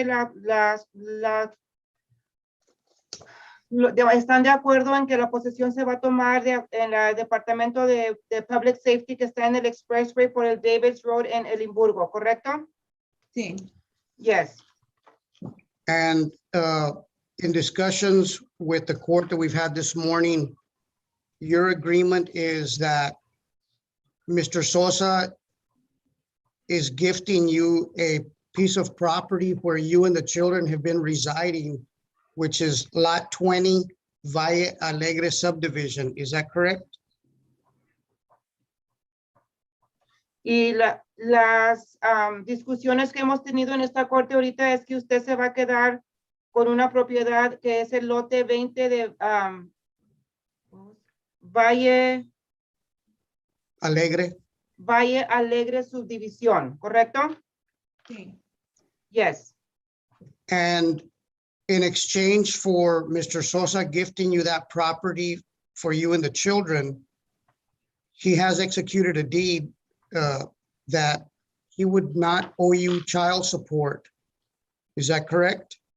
Y en cambio por esa propiedad usted va a firmar una escritura que no le va a pagar child support. ¿Está correcto? Sí. Yes. Now, the agreement is also that Mr. Sosa would continue to be responsible for paying whatever Medicare payments are due from now and the future to the state of Texas. Is that correct? For the children? Y también están de acuerdo que el señor va a pagar por lo que es el médico manutención, ¿correcto? Sí. And that you would keep all personal property that you have in your possession and Mr. Sosa would keep personal property that he has in his possession. Y también usted se va a quedar con toda su propiedad personal que tiene en su posesión y el señor con su propiedad personal que él tiene en su posesión. ¿Correcto? Sí. Yes. And any medical costs that are not covered by Medicaid, I'm sorry, would be divided 50-50 between you and Mr. Sosa. Is that correct? Y cualquier costo médico que no está cubierto, ustedes se van a dividir 50%, 50% las deudas, ¿correcto? Sí. Yes. And as a result of the agreement, you also agreed to transfer the water and the light bills to your name, and you've done that. Is that correct? Y al resultado del arreglo, usted va a cambiar el agua y la luz a su nombre, ¿correcto? Sí. Yes. Also, as part of the agreement, Mr. Sosa is agreeing to pay you, in addition to what he's already given you, a total of $3,250. Mr. Sosa también le va a pagar un adicional 3,250 in 3 payments. en 3 pagos. The first payment being $1,200 within 30 days from the signing of the mediated settlement agreement. Con el primer pago siendo de 1,200 en 30 días de la firmado del el acuerdo que tenían de mediador. The second payment of $1,200 due within 60 days from the signing of the agreement. El segundo pago de 1,200 en 60 días de esa firma.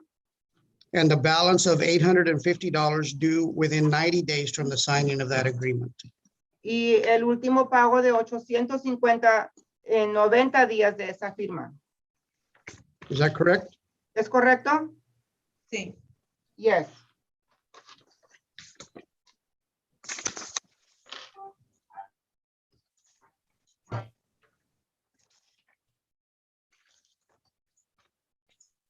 Your Honor, I don't believe I have any other questions. Okay, Ms. Palacios Love, do you have any questions of this witness? No, Your Honor, I don't. Okay, just, do you have any questions of your client? Yes. Mr. Okay. Sosa? Mr. Sosa, you heard the agreement that was read onto the record? Mr. Sosa, Sorry, perdón. Go ahead, Ms. Castañeda. Mr. Sosa, ¿usted escuchó el acuerdo que se revisó ahorita con la corte? Sí, Yes. And your agreement, are in an agreement with this agreement read on the record? ¿Y usted está de acuerdo con lo que se acaba de decir aquí frente a la corte? sí, Yes. And you're telling the court that it's in the best interest of the children?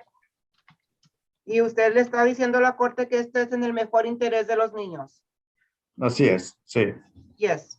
And you're asking the court to grant the signed order by all parties? Y usted le está pidiendo a la corte que apruebe el acuerdo. sí. Yes. I have no further questions for this, for this respondent. Okay, Ms. Hanson, do you have any questions of anyone? No questions, Judge. I just would re-urge that on page 15, if the parties don't want to resubmit a new order, that the court just clarify. I'm requesting a judgment for the medical support, which is shown on our pay record that was e-filed in the amount of $1,021.65 as of 9/28/21. I request a judgment for medical support in that amount and that he be ordered to pay. And I'm not sure what Ms. Love wants to propose, but I'm open to whatever amount starting October 1st, 2021. And then I think it will clarify it also to find a child support judgment as of 0 as of 9/28/21. And then child support set at 0 starting October 1st, 2021. Your Honor, she wants to just send me an email with those changes and we can change it on the actual order and then we can get that order to the court. And then I can also change that we put on the testimony and just have everybody resign. Okay, that'll be the best option because I can't go as far as some, putting in that language. I can take out, I can delineate and just say, okay, the testimony was taken by my court reporter, but I can't go into that much detail. So I'll go ahead and just set a tickler for October the 15th for it to be submitted by that time. And hopefully that gives you enough time to submit the order. Okay. Thank you. All right. Okay. We're you, gonna Judge. take a 5-minute break. We'll be back. Thank you, Your Honor. May I be excused? Yes, you certainly may. Thank you. Thank you, Judge.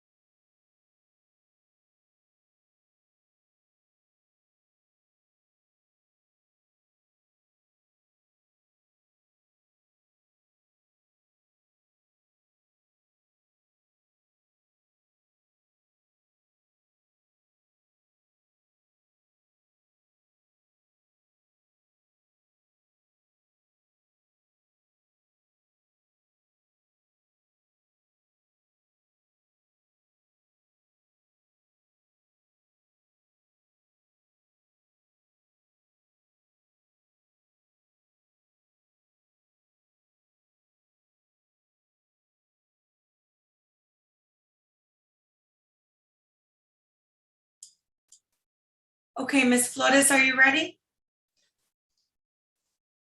Yes, Judge, ready. Okay, we're back on the record. And I'll continue with quick announcements. Miss Trevino, I think I saw Mr. Espinosa come on. Good morning, Judge. Good morning. Okay, let me recall F5377-18-9.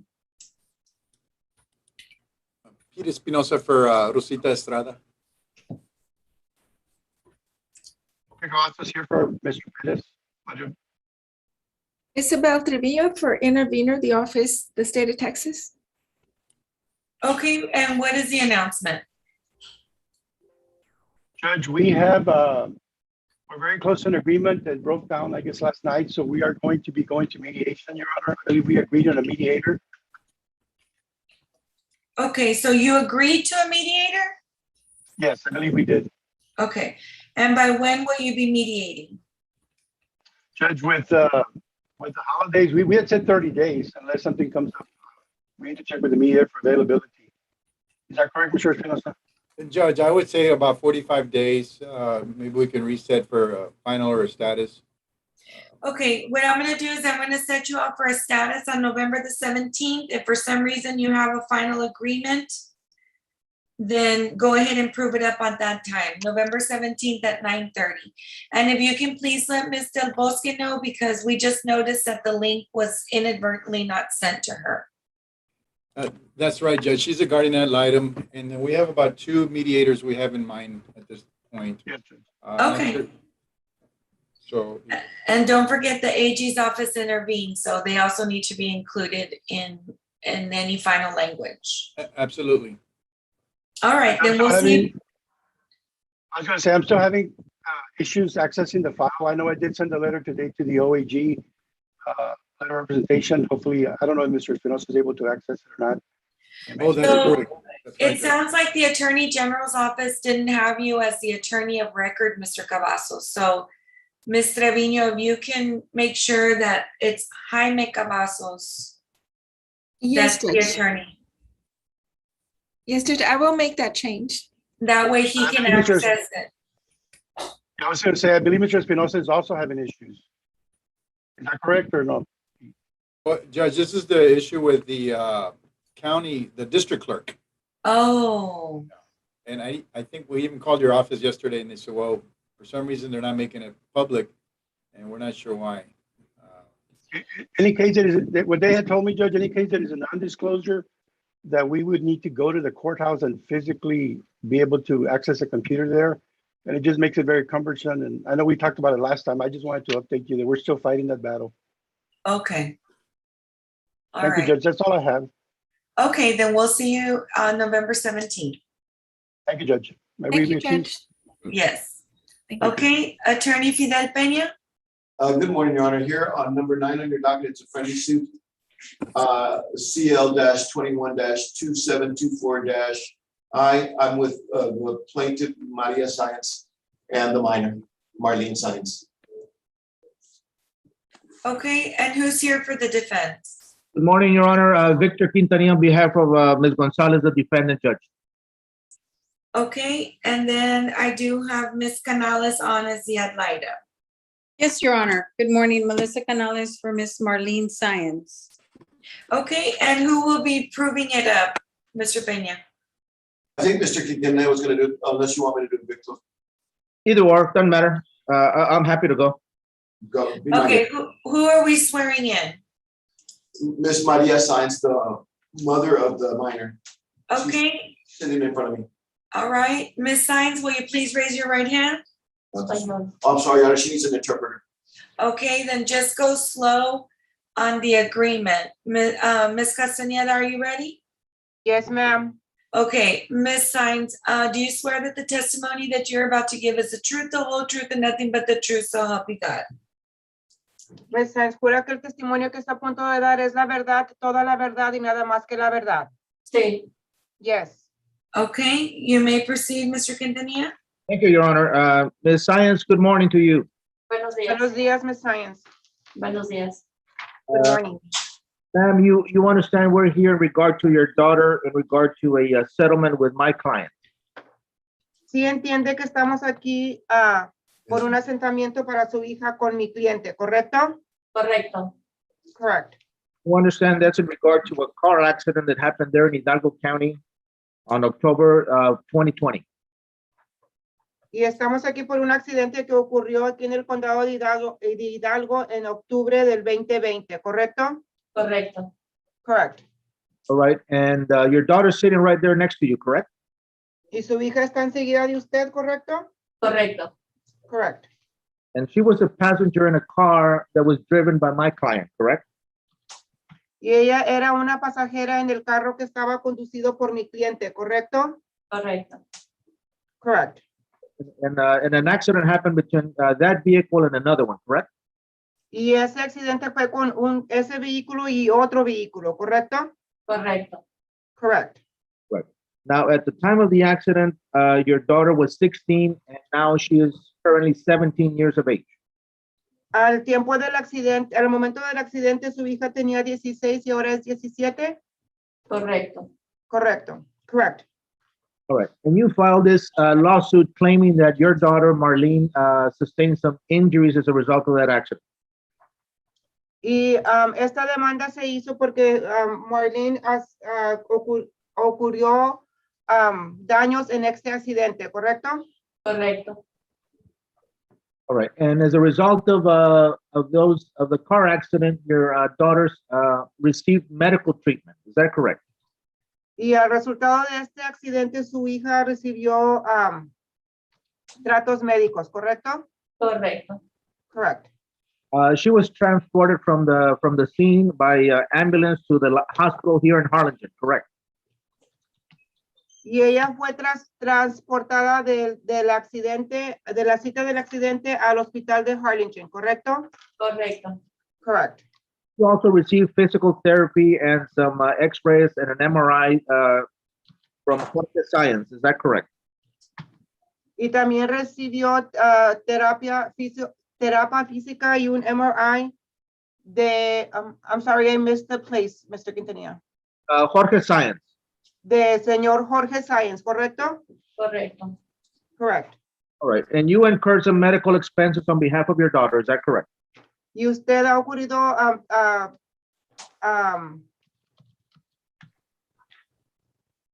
Gastos médicos. gastos médicos por su hija, ¿correcto? Correcto. Correct. Now, is it true, Ms. Science, that you agreed to accept the sum of $30,000 from my client's liability insurance policy? Y es correcto, Ms. Sainz, que usted ha aceptado de recibir $30,000 Correcto. del cliente. Correct. And you understand that those monies, the $30,000, is the limits of my client's insurance policy. Y usted entiende que ese dinero es el límite de la póliza de aseguro. Sí. Yes. And you understand that if this honorable court approves this settlement, you won't be able to come back to this court and continue with your claims on behalf of Marlene. Y usted entiende que si la corte aprueba este acuerdo, no va a venir para atrás y para pedir más por Marlene, ¿correcto? Correcto. Correct.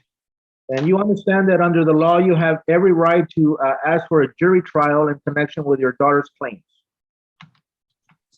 Y usted entiende también que bajo la ley usted tiene derecho de pedir un juicio por jurado, ¿correcto?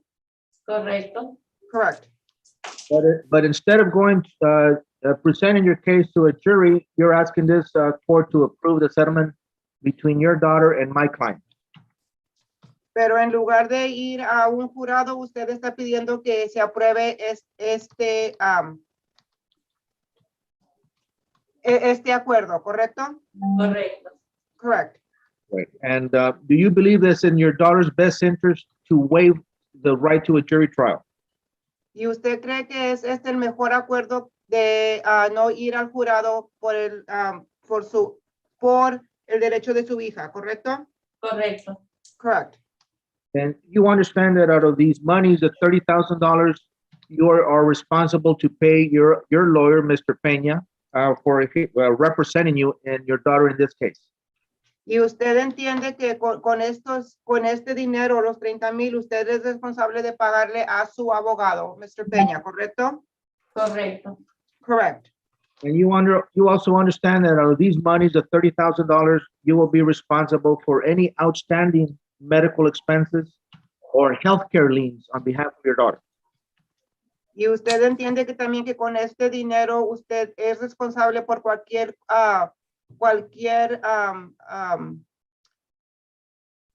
bill médico que esté destacado. ¿Está eso correcto? Correcto. Correct. All right, and you understand that when we do the math, we do the subtractions and the deductions, your daughter is going to get paid the sum of $11,943.50. Y usted entiende que cuando ya se hace las restas de matemáticas, la cantidad que le va a quedar a su hija son $11,943.50, ¿correcto? Correcto. Correct. And we're going to be asking this honorable court to have those monies placed in an interest-bearing account on behalf of your daughter, Marlene. Y le vamos a pedir a esta corte que los dineros estén colocados en un del banco de interés, ¿correcto? Correcto. Correct. And those monies will be for her use and benefit only. You understand that? Y esos dineros van a ser para el uso y beneficio de ella, ¿correcto? Correcto. Correct. Those monies will remain in that account until she turns the age of majority. And then the court can release those monies to her, or unless the court tells you otherwise beforehand. Y ese dinero se va a quedar ahí hasta que ella llegue a la mayoría de edad o la corte haga otro acuerdo, ¿correcto? Correcto. Correct. And excuse me, you agree to cooperate with us to sign what we call a release on behalf of your daughter, so we can have this matter concluded. Y usted ha estado de acuerdo de cooperar con nosotros para firmar una liberación, ¿correcto? Correcto. Correct. And you are authorized to sign that release on behalf of your daughter. Is that correct? Y usted tiene la autoridad de firmar por su hija, ¿correcto? Correcto. Correct. And is it your agreement that it is in your daughter's best interest for this honorable court to approve the settlement between her, your daughter, and my client, Ms. Gonzalez? ¿Y está usted de acuerdo que este es el mejor acuerdo para que la corte aprueba de este caso entre usted y mi clienta, correcto? Correcto. Correct. You understand that you agree that it's your daughter's best interest? Que es el mejor arreglo para su hija, ¿correcto? Sí, correcto. Yes, correct. And you're asking this court to approve this settlement as we've talked about it right now? Y usted le está pidiendo a esta corte que apruebe este acuerdo del que hablamos ahorita, ¿correcto? Sí. Yes. Ms. Science, I thank you for your time. Stay safe. Marlene, you stay safe. And Your Honor, I pass the witness, Judge. Okay. Mr. Peña, do you have any questions of your client? Just one, Your Honor. Go ahead. Ms. Science, you understand that the medical bills were over $20,000 and they were reduced to about $8,000. Ms. Sáenz, entiende usted que los gastos médicos se reducieron de $20,000 a $8,000, ¿correcto? Sí, correcto. And you Yes, understand, correct. thank you. And you understand that from the money that my office receives on my behalf and on your behalf will be to pay those medical bills. Y entiende que los dineros que se van a pagar para mi oficina se van a usar para los gastos médicos, ¿correcto? Sí. And the remainder Yes. will be my attorney's fees. Yes. Y lo demás es los gastos del And the abogado, remainder will be the ¿correcto? attorney fees. I guess she understood you. Okay. Are you What? asking this court to accept this settlement? ¿Le está pidiendo usted a esta corte que acepte este acuerdo? Sí. Yes. As the witness, Your Honor. Thank you. Okay, Ms. Canales, do you have any questions? Yes, I do, Your Honor. Go ahead. Ms. Science, we met and your daughter was in that meeting. Is that correct, ma'am? Ms. Sáenz, nosotros nos encontramos y su hija estaba también en esta junta, ¿correcto? Correcto. Correct. And the injuries that your daughter sustained in that meeting, you did tell me that she was doing very well now and that she is no longer injured, correct? Y en esa junta usted me dijo que las heridas que su hija sufrió, ella ya está bien, ¿correcto? Correcto. Correct. And in that meeting, we also discussed all of her medical bills and that they had been reduced significantly, and that I reviewed the file entirely and that I approve of the settlement, correct? Y también en esa reunión discutimos todas las facturas médicas que se habían rebajado, ¿correcto? Sí, correcto. Yes, correct. I have no further questions, Your Honor. Okay, then the court will accept the agreement as testified into the record. And these documents, how much time do you need to circulate them amongst you all? Your Honor, I prepared a proposed order, Your Honor, for the lawyers' review and signature, plus a release, Your Honor. And I'm just waiting to hear from them. And of course, we left the ad litem fee blank because we hadn't spoken about it, Judge, and I have not spoken to Ms. Canales about it. So that's the only other issue that I have between her and I. Okay, then that was my next question, whether there had been an agreement. No, I did reach out to her yesterday, but I didn't hear back before today's hearing, Your Honor. So we can either take the time to discuss it or we can bring it up right now, however the court wishes to do. Okay, Ms. Canales, do you want to go into a breakout room and discuss it with him, or do you just want them to submit the order and do you all think you can come up with an agreement? I'm just asking for 1,500, Your Honor. I don't know if they're in opposition to that. And I already signed the judgment. And Your Honor, with that in mind, I will go ahead and agree to the $1,500, Judge, and we can fill in the blank and then circulate either. Well, I can take it upon myself to e-file the order, Judge, signed by everyone for the court. Okay. And I just need the release from Mr. Peña whenever he has the opportunity to have his sign off on it. We may have done it already this morning, Your Honor. I'm gonna set a tickler for October the 15th, just to make sure that everything has been submitted. And Your Honor, do we appear, or is it just for the court to follow up? No, it's just for me to see whether or not you submitted the documents by that date. Yes, ma'am. It'll be done, Your Honor. Yeah, we'll do that. Okay, all right, anything else? No, Your Honor, thank you for your time, Judge. May I be excused, Your Honor? Yes, you may. Thank you, Ms. Canales, for your assistance. Thank you, Your Honor. Thank you, Your Honor. May I also be excused? You certainly may. Thank you. Thank you. Okay. Ms. Galvan? Yes, Your Honor. Okay, what number, ma'am? Number 36 on the court's docket, Judge, CL 20-4121-I.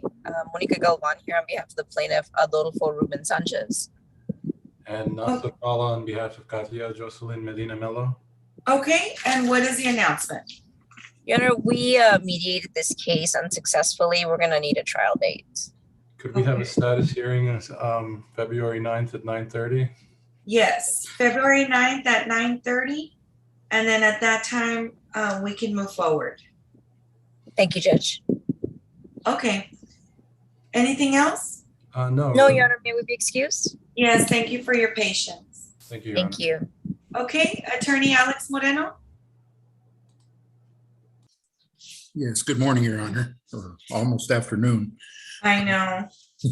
I had been waiting because I had not seen the opposing party. And the last time we had a hearing, he was there in your courtroom, and during the break, I called your office and I found out that he was not there. So, Your Honor, at this point, let me just make this announcement. Mr. Ignacio Perez had requested I submit copies of some documents to him. I had sent him the documents I thought he wanted earlier in the summer, but then he sent another letter to the court and said he was asking for other documents.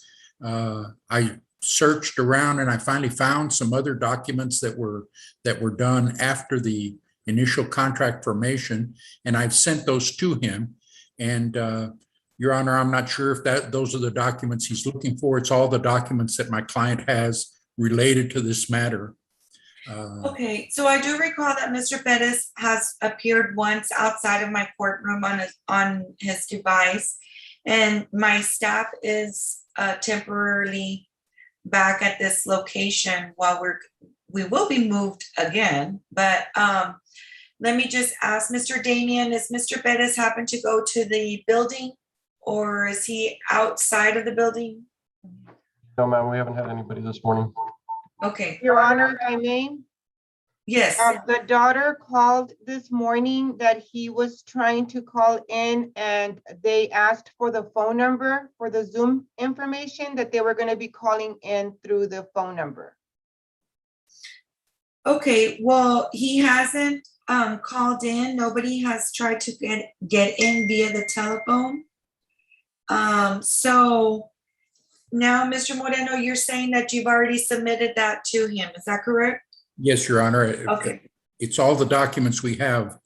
He may be asking me for something that I don't know what it is. He would have to tell me. Okay.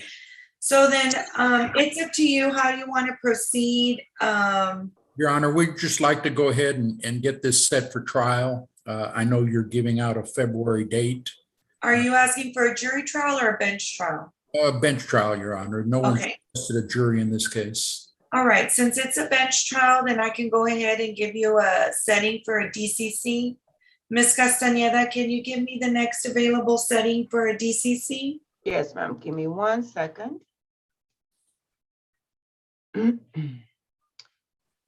October 12th at 2:30, ma'am. Okay, so it'll be October 12th at 2:30 for a docket control conference to set the bench trial. Just a minute, Your Honor. Let me check. Unfortunately, Your Honor, at my age, I am now having a lot of doctor's appointments. Okay. I'm clear on the 12th. Okay. At 2:30? Yes. If it's okay with the court, let me submit a proposed order to you, so that way it can be sent out to Mr. Pettis. Okay, sounds good. Very good. You'll have that today. Thank you. May I be excused? Yes, Mr. Moreno, thank you, and thank you for your patience. Thank you, Your Honor. Okay, Mr. Guerra? Yes, Your Honor, I'm here number 12 on your docket. Okay, CL 21847-I, Primo Trading Services versus Jack Carruthers. Yes, Your Honor, this is a default judgment. However, my client was in Mexico and he didn't have a reliable connection to connect to the Zoom. So I'm just asking that the court reset this for another default hearing. Okay. Give me 1 moment. Yes, ma'am. Yes, sir. All right. I have November 1st at 9:30. November 1st at 9:30. That would be great, Your Honor. I have nothing further before this honorable court, Your Honor. May I be excused? Yes, sir. Thank you, and thank you for your patience. Thank you, Judge. Anytime. Okay, so Mr. Truesdale? Yes, Your Honor. Mike Truesdale, I'm on case number 23. And as the out-of-towner who is not entirely familiar with the operating procedures here, I was contacted by opposing counsel yesterday requesting a Rule 11 to pass on this hearing. I've just been monitoring it just to make sure that there were no surprises or anything, and that is absolutely it. So, Okay, Your Honor, if I may? Yes, ma'am. Okay, so on this case, yes, they did file a Rule 11, but I did let Mr. Moore's office know that they needed to file also an order resetting, and they did not. So the Rule 11 was denied, was rejected because they did not file the order resetting. Okay, so it's a good thing that you showed up, Mr. Truesdale. well, belts and suspenders, Your Honor. So On status hearings, I'll accept Rule 11 agreements as long as they are accompanied with an order resetting hearing as well, because then I'll lose track of you all and I won't get you back in here. So if you can have them file an order resetting hearing with the date of November 17th at 9:30. Yes, Your Honor. I did see that at some point, I did see a proposed order, but it did not have a date, but November 17th at 9:30. Yes, sir. Okay, well, thank you very much. I appreciate it. Okay, you have a good day. Thank you. You as well. for And may I be everything. excused? Yes, sir. Okay. Okay. So Mr. Schroeder and Mr. Guerra, I know that I had you set for pending motions. Is that correct? Yes, Your Honor, there's several matters pending on this case, and if the court would permit just 2 minutes, I can be real quick. Okay, you're gonna be real quick on the pending motions? Yes, ma'am. All right, then let me call CL 23084-I Trinity Life Insurance versus Leslie Gomez et al. All right, and I do see that Mr. Guerra's on. Mr. Guerra, can you hear me? It doesn't look like he can hear me. Mr. Guerra, can you hear me?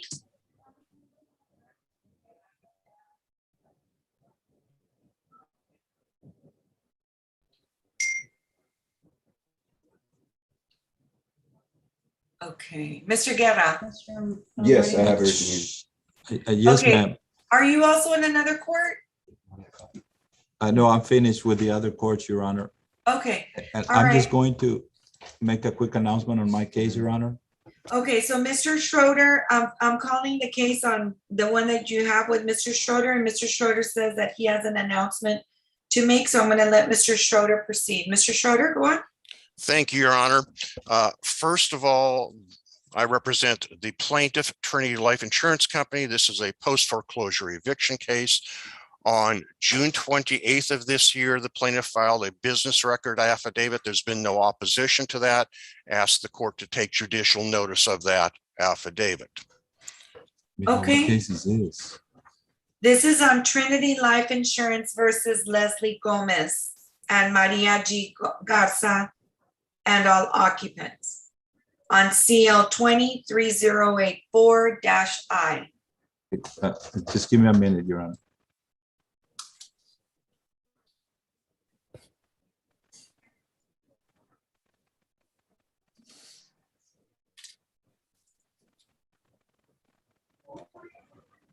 I got it, Your Honor. It's Leslie Gomez, I think. But yes, I have it. This is, I Okay. believe, a summary judgment that Posen has already filed, and we filed an answer, Your Honor. Well, there's several motions, so he's starting off with the business affidavits and there being no written objection to the business affidavit. The business affidavit will be accepted. Go on. Mr. Thank you. Schroeder? Thank you, Your Honor. This is a trial motion, but we also filed a motion in limine. This is not set for trial, so that motion is not necessary for this morning. Also on June 28th, the plaintiff filed a motion for judicial notice of public records and listed the public records. Then there's been no opposition to that motion for judicial notice, and we would ask the court take judicial notice of the documents attached to that notice as public records.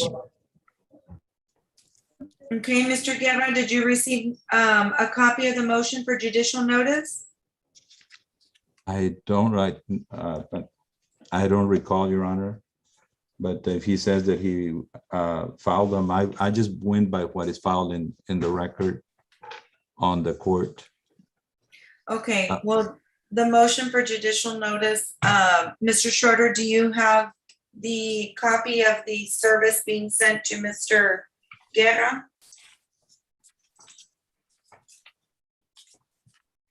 Yes, Your Honor, I served him via ECF and via email as set forth in my certificate of service. So I served him twice.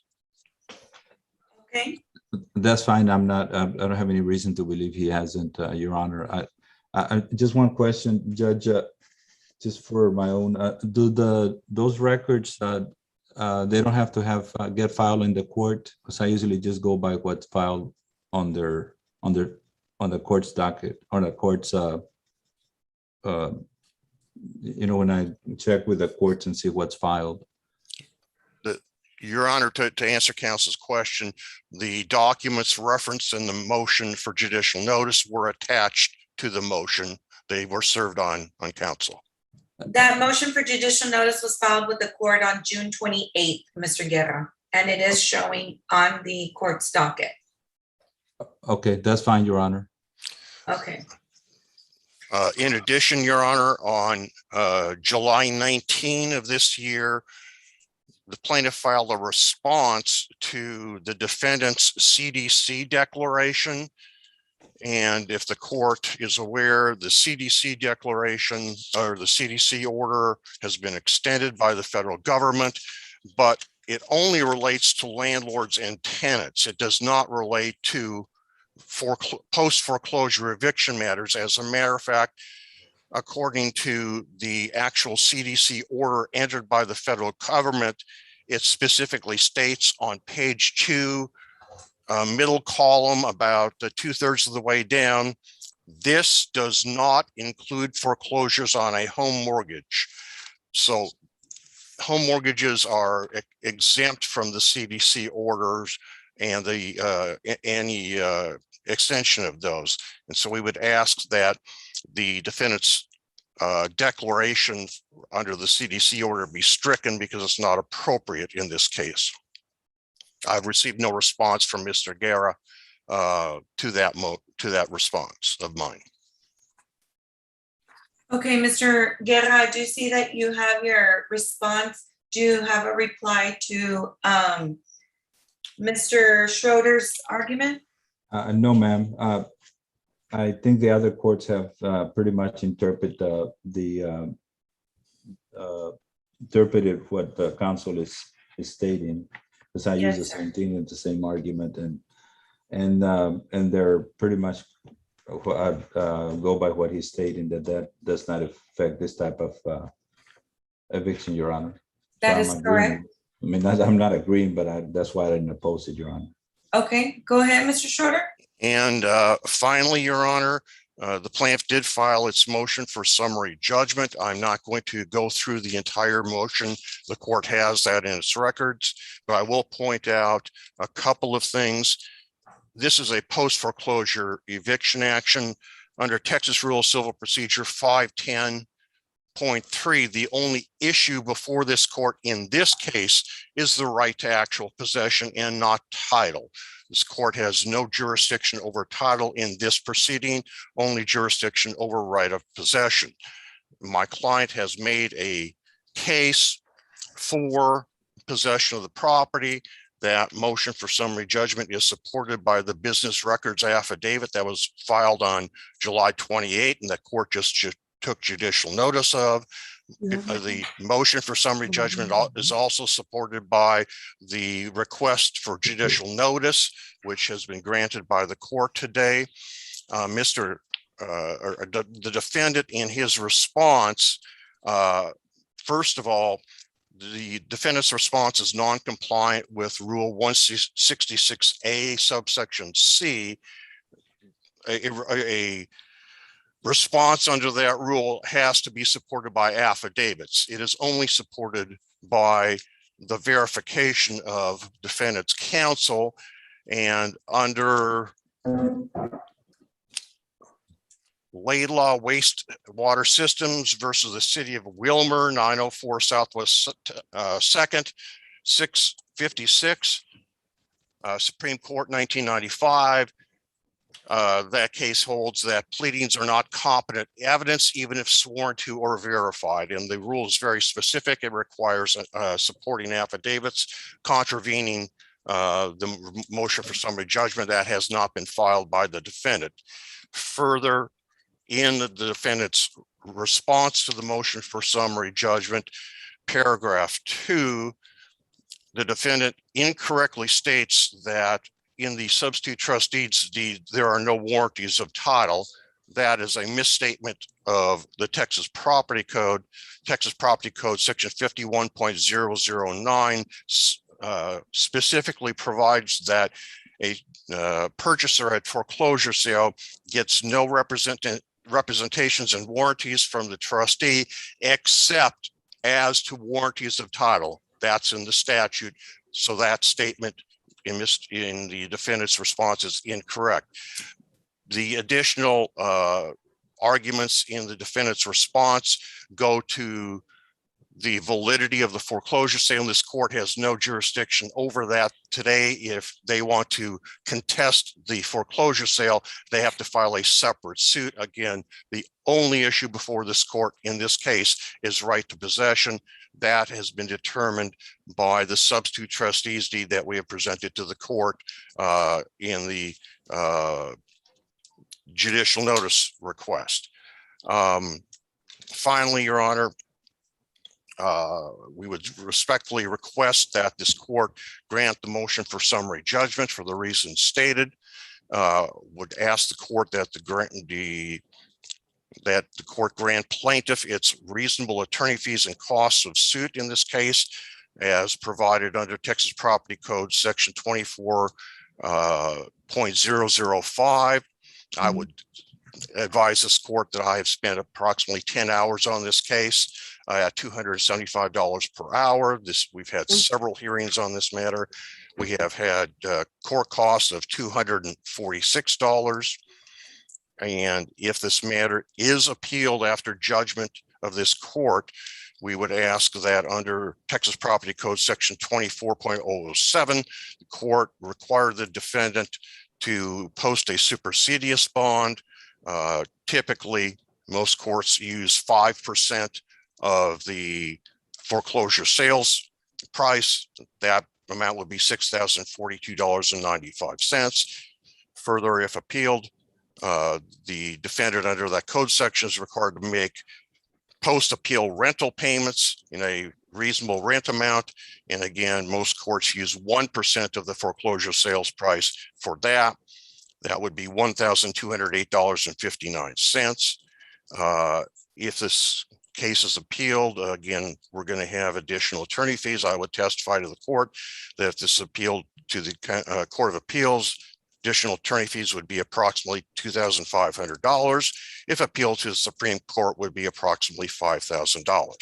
So for the reasons stated, Your Honor, I'd respectfully request that the court grant the motion for summary judgment filed by our client and allow our client to get possession of its property. Okay, Mr. Guerra, any response?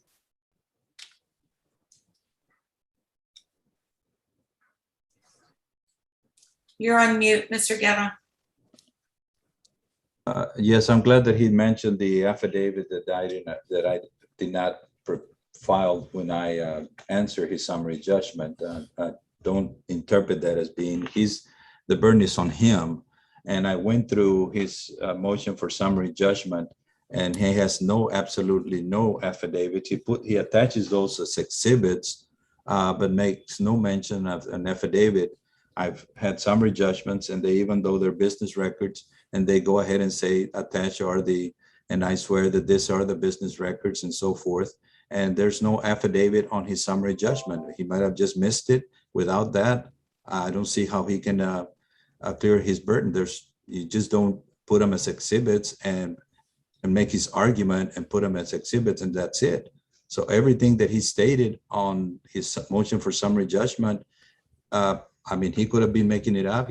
He's not even, I mean, look at his summary judgment, unless I'm mistaken, but I don't see his affidavit.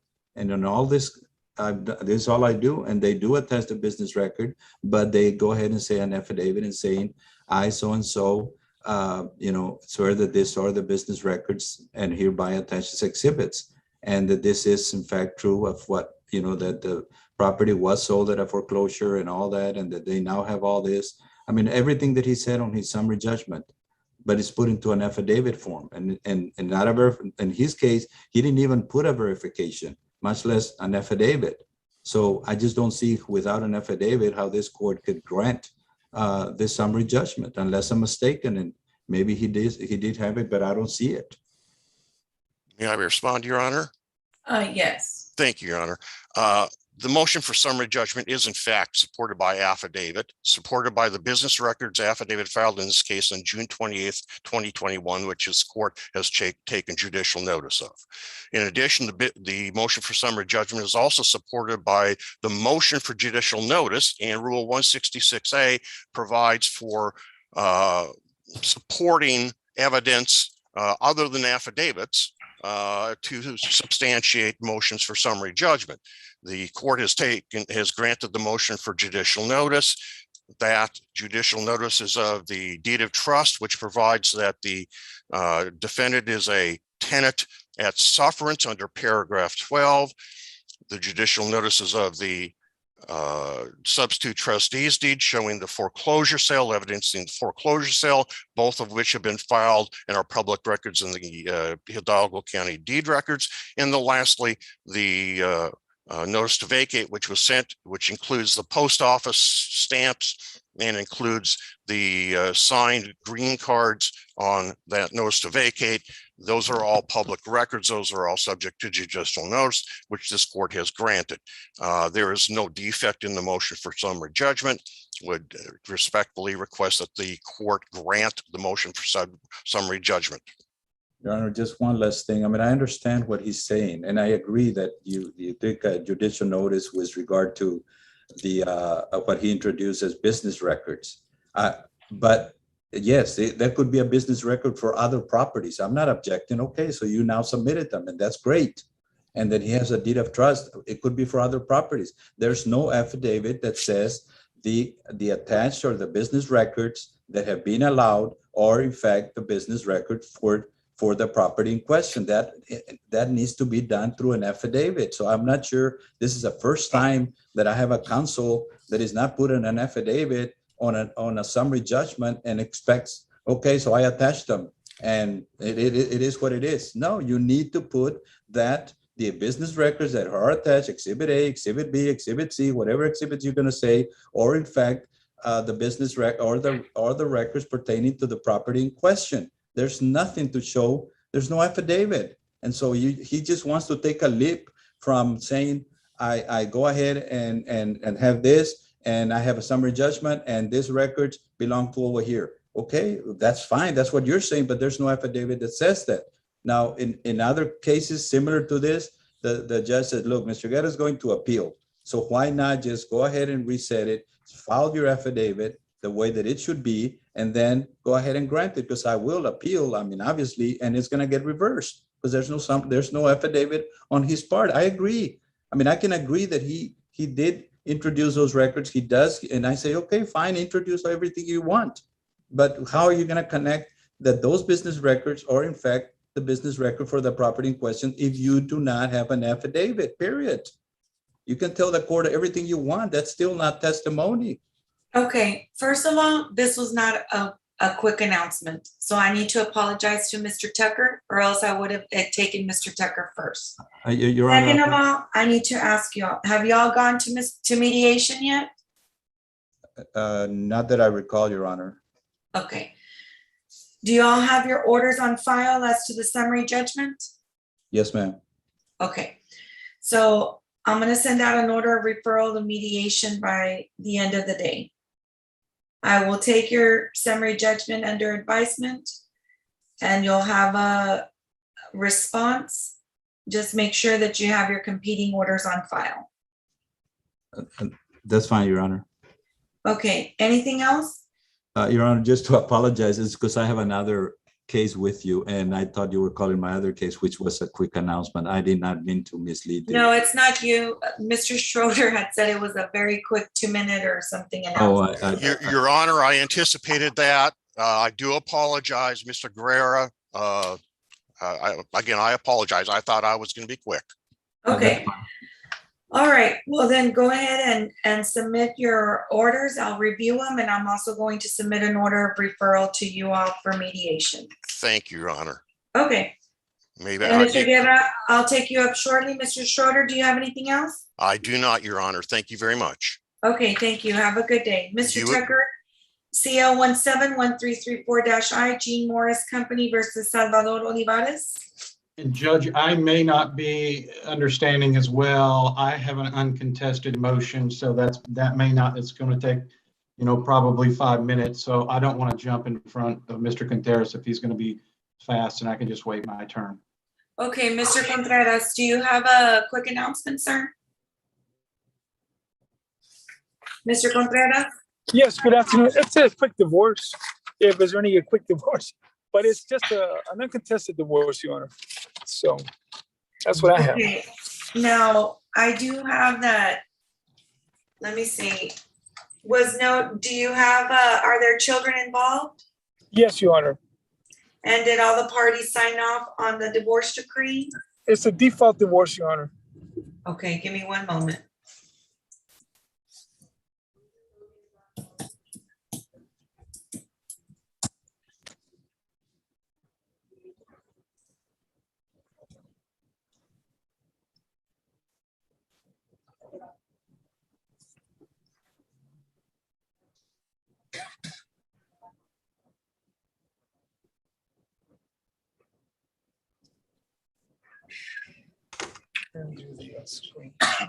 Okay, so Mr. Alvarez has signed a waiver of service, is that correct? I'm asking the court to take judicial notice of that file waiver of service filed August 27th of 2020, Your Honor.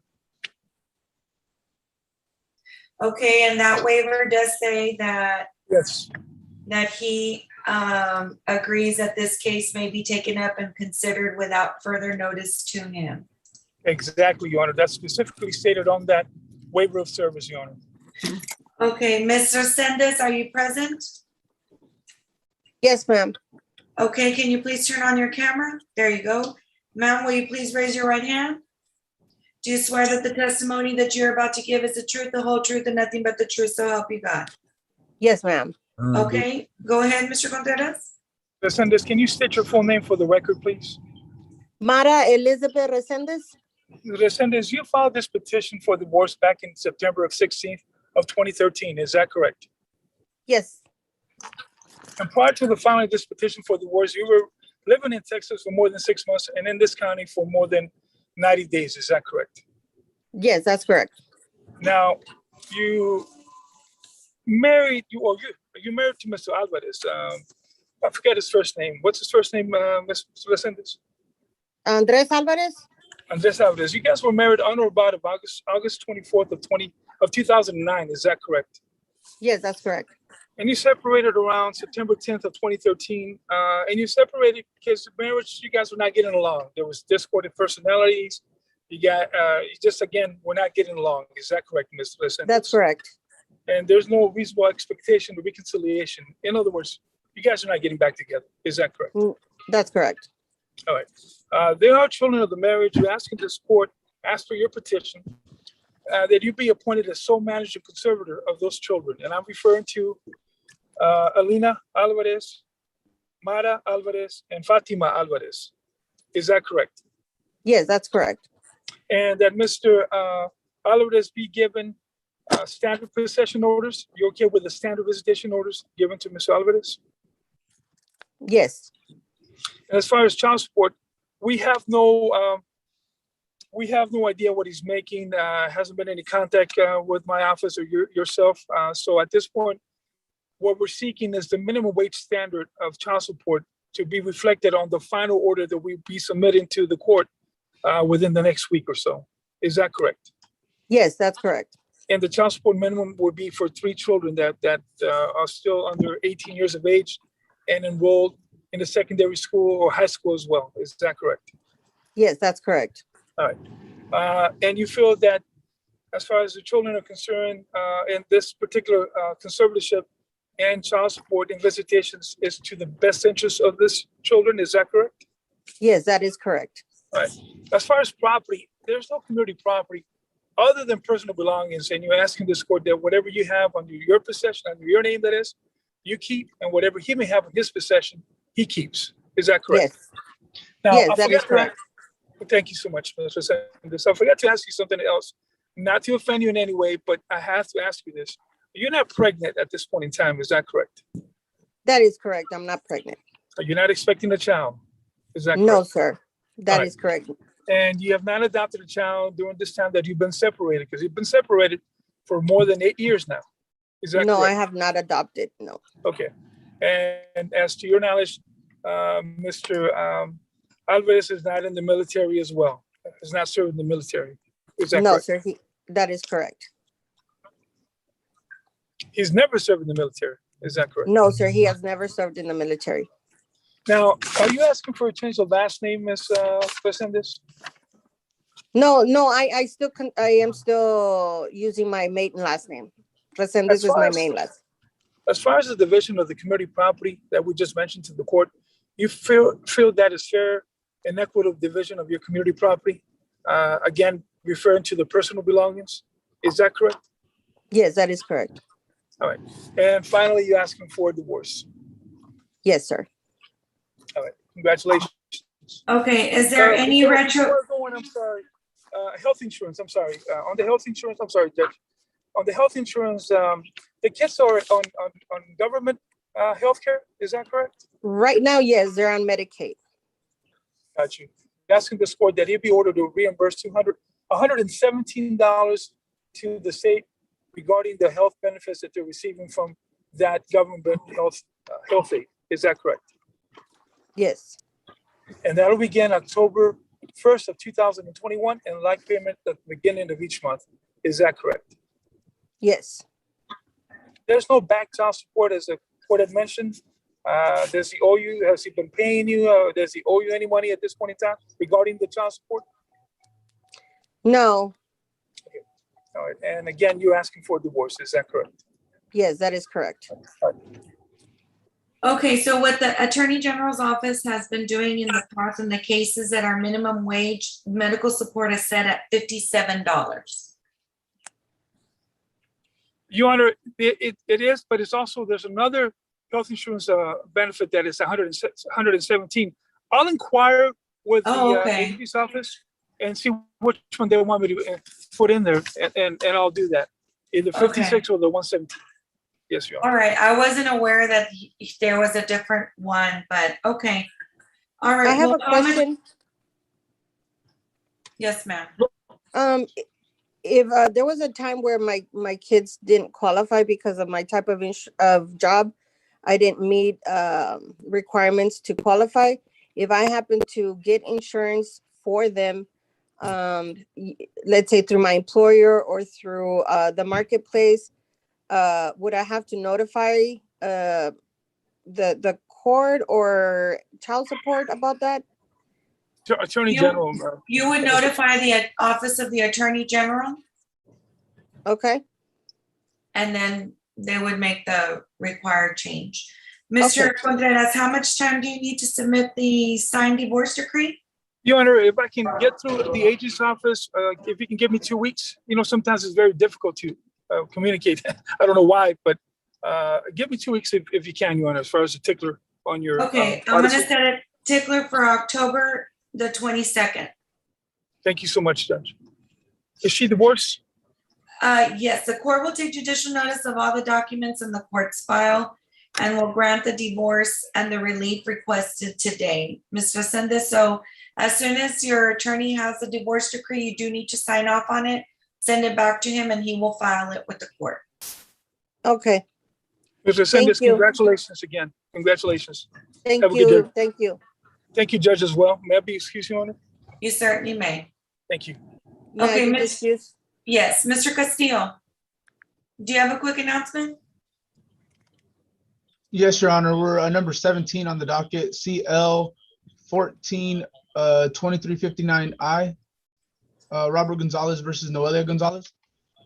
Okay, is anybody here for the defense? Yes, Your Honor. Joe Gomez for the defendant. Okay, and what is the announcement, gentlemen? Your Honor, today we're here on the status hearing. We had requested a jury trial. We have gone to mediation twice. We're unsuccessful. We are pretty far apart, and so we're just seeking a date for a jury trial. Okay, and discovery, is it still ongoing, completed? It should be complete. We're just waiting for a jury trial date. Okay, So you'll return on February the 9th at 9:30? And then at that time, hopefully, we'll be ready to give you the dates. And since you're an older case, you'll probably be one of the first to go. Thank you, Your Honor. Thank you, Your Honor. That's all we Okay. have. That's all. That's all we have. Thank Thank you. you. Thank you. Okay. Mr. Guerra, Yes, ma'am. okay, so then on your other case, I'm sorry, it was, I just had it in front of me. Do you remember what number it is?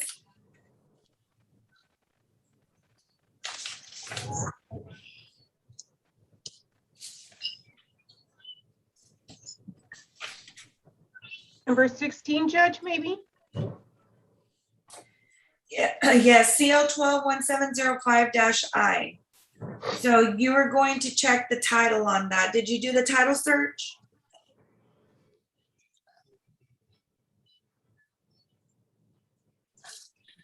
You're on mute, Mr. Guerra. Your Honor, I told him that it would be costing the title search about $200-300, which he never came by. And I told him what's going to happen is that it's probably going to be put on the drop docket. And he says, well, if that's what's going to happen, because I don't have the money. And I said, okay, well, and you haven't paid me for a while. And I hate to just put it on the drop docket. I think you had already done that, and I kind of brought it back alive. So I think the best thing to do is just put on the drop docket, Your Honor, and I'll let him know if he doesn't show up, and then it's gone. Okay, all It's right. an Then old we'll- case. Yeah, we'll go ahead and set that on the drop docket then, if he's not gonna want to proceed to find out who's the one that's holding the note, so. That's fine, Your Honor. Okay, all right. you. Anything else? That's it. No, All right, that's a thank short, that was a short. Yeah, that one was. Thank you, Judge. Okay, thank you. Okay, Mr. Tucker, we'll take you up on CL 171334-I, Gene Morris Company versus Salvador Olivares. You may proceed. Thank you, Judge. This is plaintiff's motion for summary judgment. It's based on a breach of contract. The defendant was hired as a truck driver carrier to haul iceberg lettuce from Hidalgo County to Tennessee. The contract in Exhibit A states that he must keep the produce 34 degrees Fahrenheit continuously. The ship date was August 23rd, 2015. It states in that contract that the person or operating owner of the motor vehicle assumes full responsibility for all losses and damages while the property is in their hand. There's a temperature summary that shows over 1 day, 16 hours and 1 minute, it was over the 34 degrees, reaching an extreme of 51 degrees, 51.3 degrees. The mean temperature throughout the day and a half trip was 40.2 degrees temperature. There's an invoice showing the principal amount we're seeking, which is $24,995 even. There's a damage claim filed by plaintiff showing that same amount due and owing. There's also an inspector's report from the United States Department of Agriculture that inspected the product in Tennessee and found it to be damaged and above the 34 degrees. And finally, there's a listing of temperatures taken every 5 minutes of the trip that shows well over 90% of that time the produce was over the 34 degrees. We're requesting the $24,995 due and owing on that account, 5% interest beginning from the ship date of August 23rd, 2015, 5% post-judgment.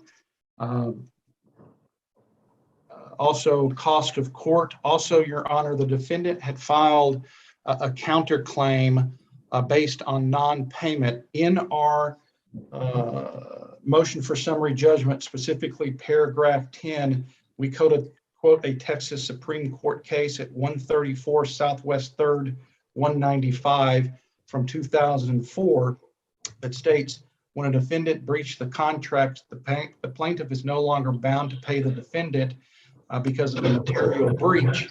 The material breach was ruining all of the lettuce, which was the only thing that was shipped. So that was a material breach. So we also asked that the defendant's counterclaim take nothing. We were asking for attorney's fees, Your Honor, but an affidavit wasn't filed with that. And of course, I can't testify. So we can no longer ask for those attorney's fees. Okay, let me have the defendant's name called out 3 times. Salvador Olivares, Salvador Olivares, Salvador Olivares. Okay, the court will take judicial notice of all the documents in the court's file, specifically that the defendant failed to file a response to your motion for summary judgment. And will grant the relief as requested and grant your summary judgment. Is there an order on file? It is. It was filed August the 10th, Judge.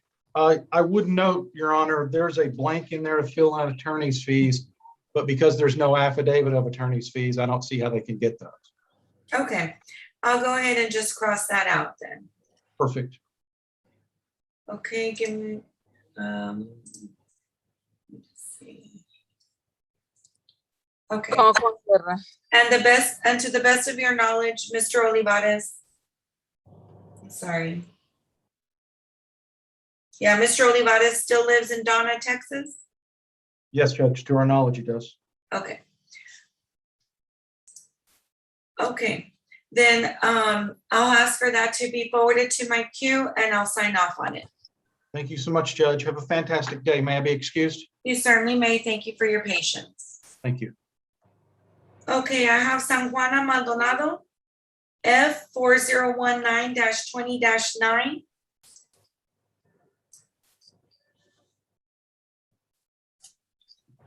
Okay.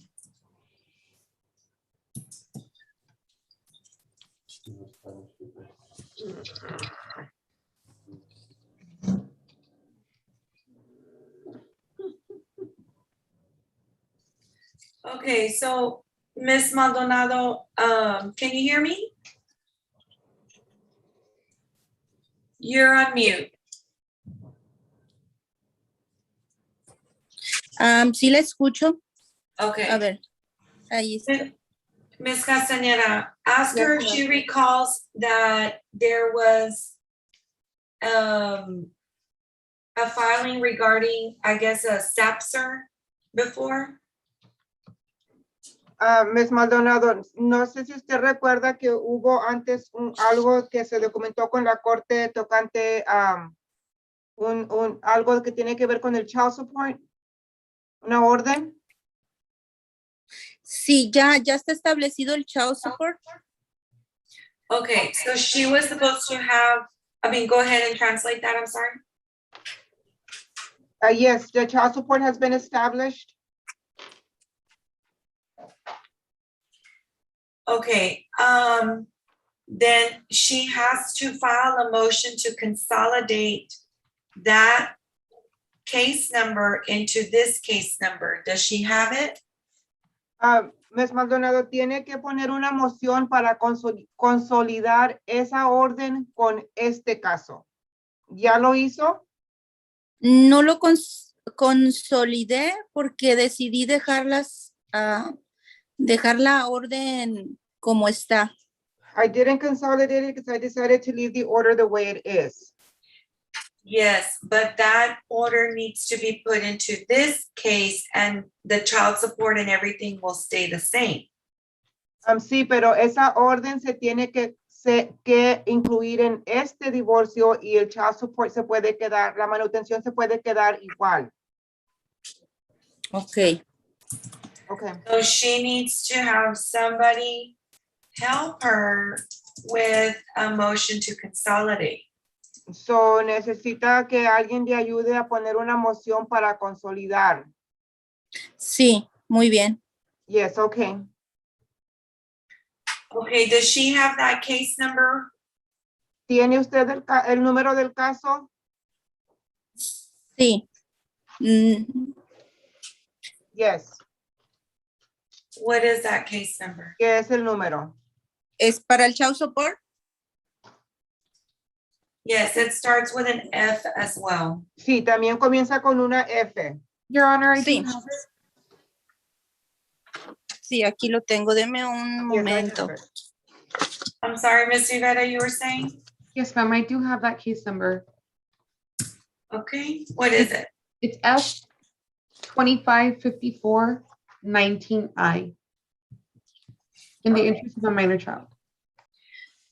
Okay, so let her know that that case, the F 2554-19-I has to be consolidated into this case. Ms. Maldonado, el Sí. caso de F2554-19I tiene que ser considerado con este caso. Ok. Okay. Hold on.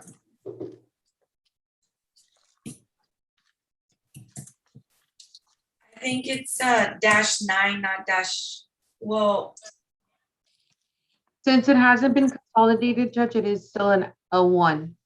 oh, a 1, I heard I, I'm sorry. Maybe I did say I, I'm sorry, Judge. Okay, tell her the correct case number is F-2554-19-1. Ms. Maldonado, el correcto número del caso es F2554-19-1. And she Okay. has to file a motion to consolidate that into the divorce. Y tiene que hacer una moción para consolidar ese caso en el caso del divorcio. Ok. Okay. And so I'll give her some time to do that, and we'll go ahead and set her up for a status on November the 17th at 9:30. And if she does it before then, we can try and proceed. Ok, le voy a dar tiempo para que lo haga. Le voy a dar, la próxima corte es el 17 de noviembre a las 9:30 de la mañana. 17 de noviembre. Sí. Ok. Okay. Then we'll see her back at that time. Okay. La miramos otra vez en ese tiempo. Muy bien. Okay, she may be excused. Se puede retirar. Gracias. Thank you. Okay, let's go ahead and go over the docket. Give me one moment.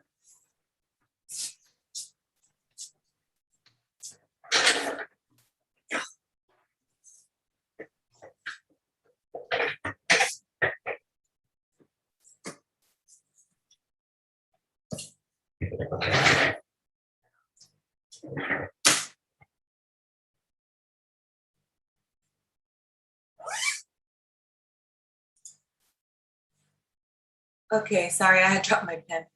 All right. Okay, did anybody call in on number 4? F 2637-21-9 in the matter of the marriage of Jose Cerda and Mireida Cerda. Yes, ma'am. They filed a Rule 11 and an order resetting yesterday. They were reset to November 3rd at 9:30. Okay.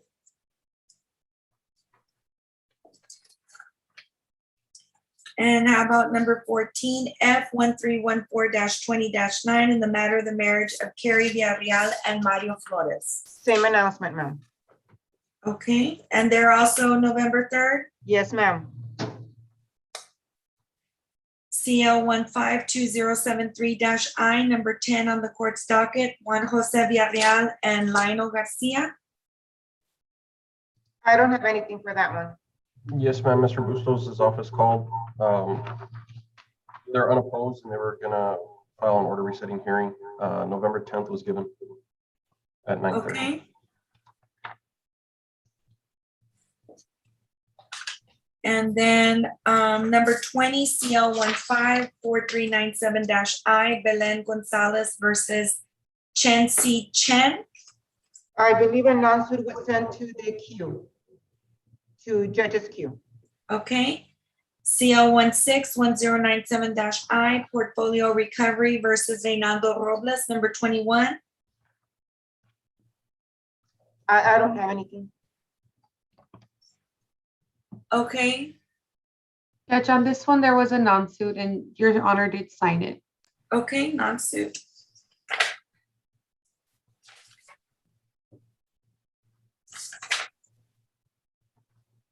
Okay, that's all of today's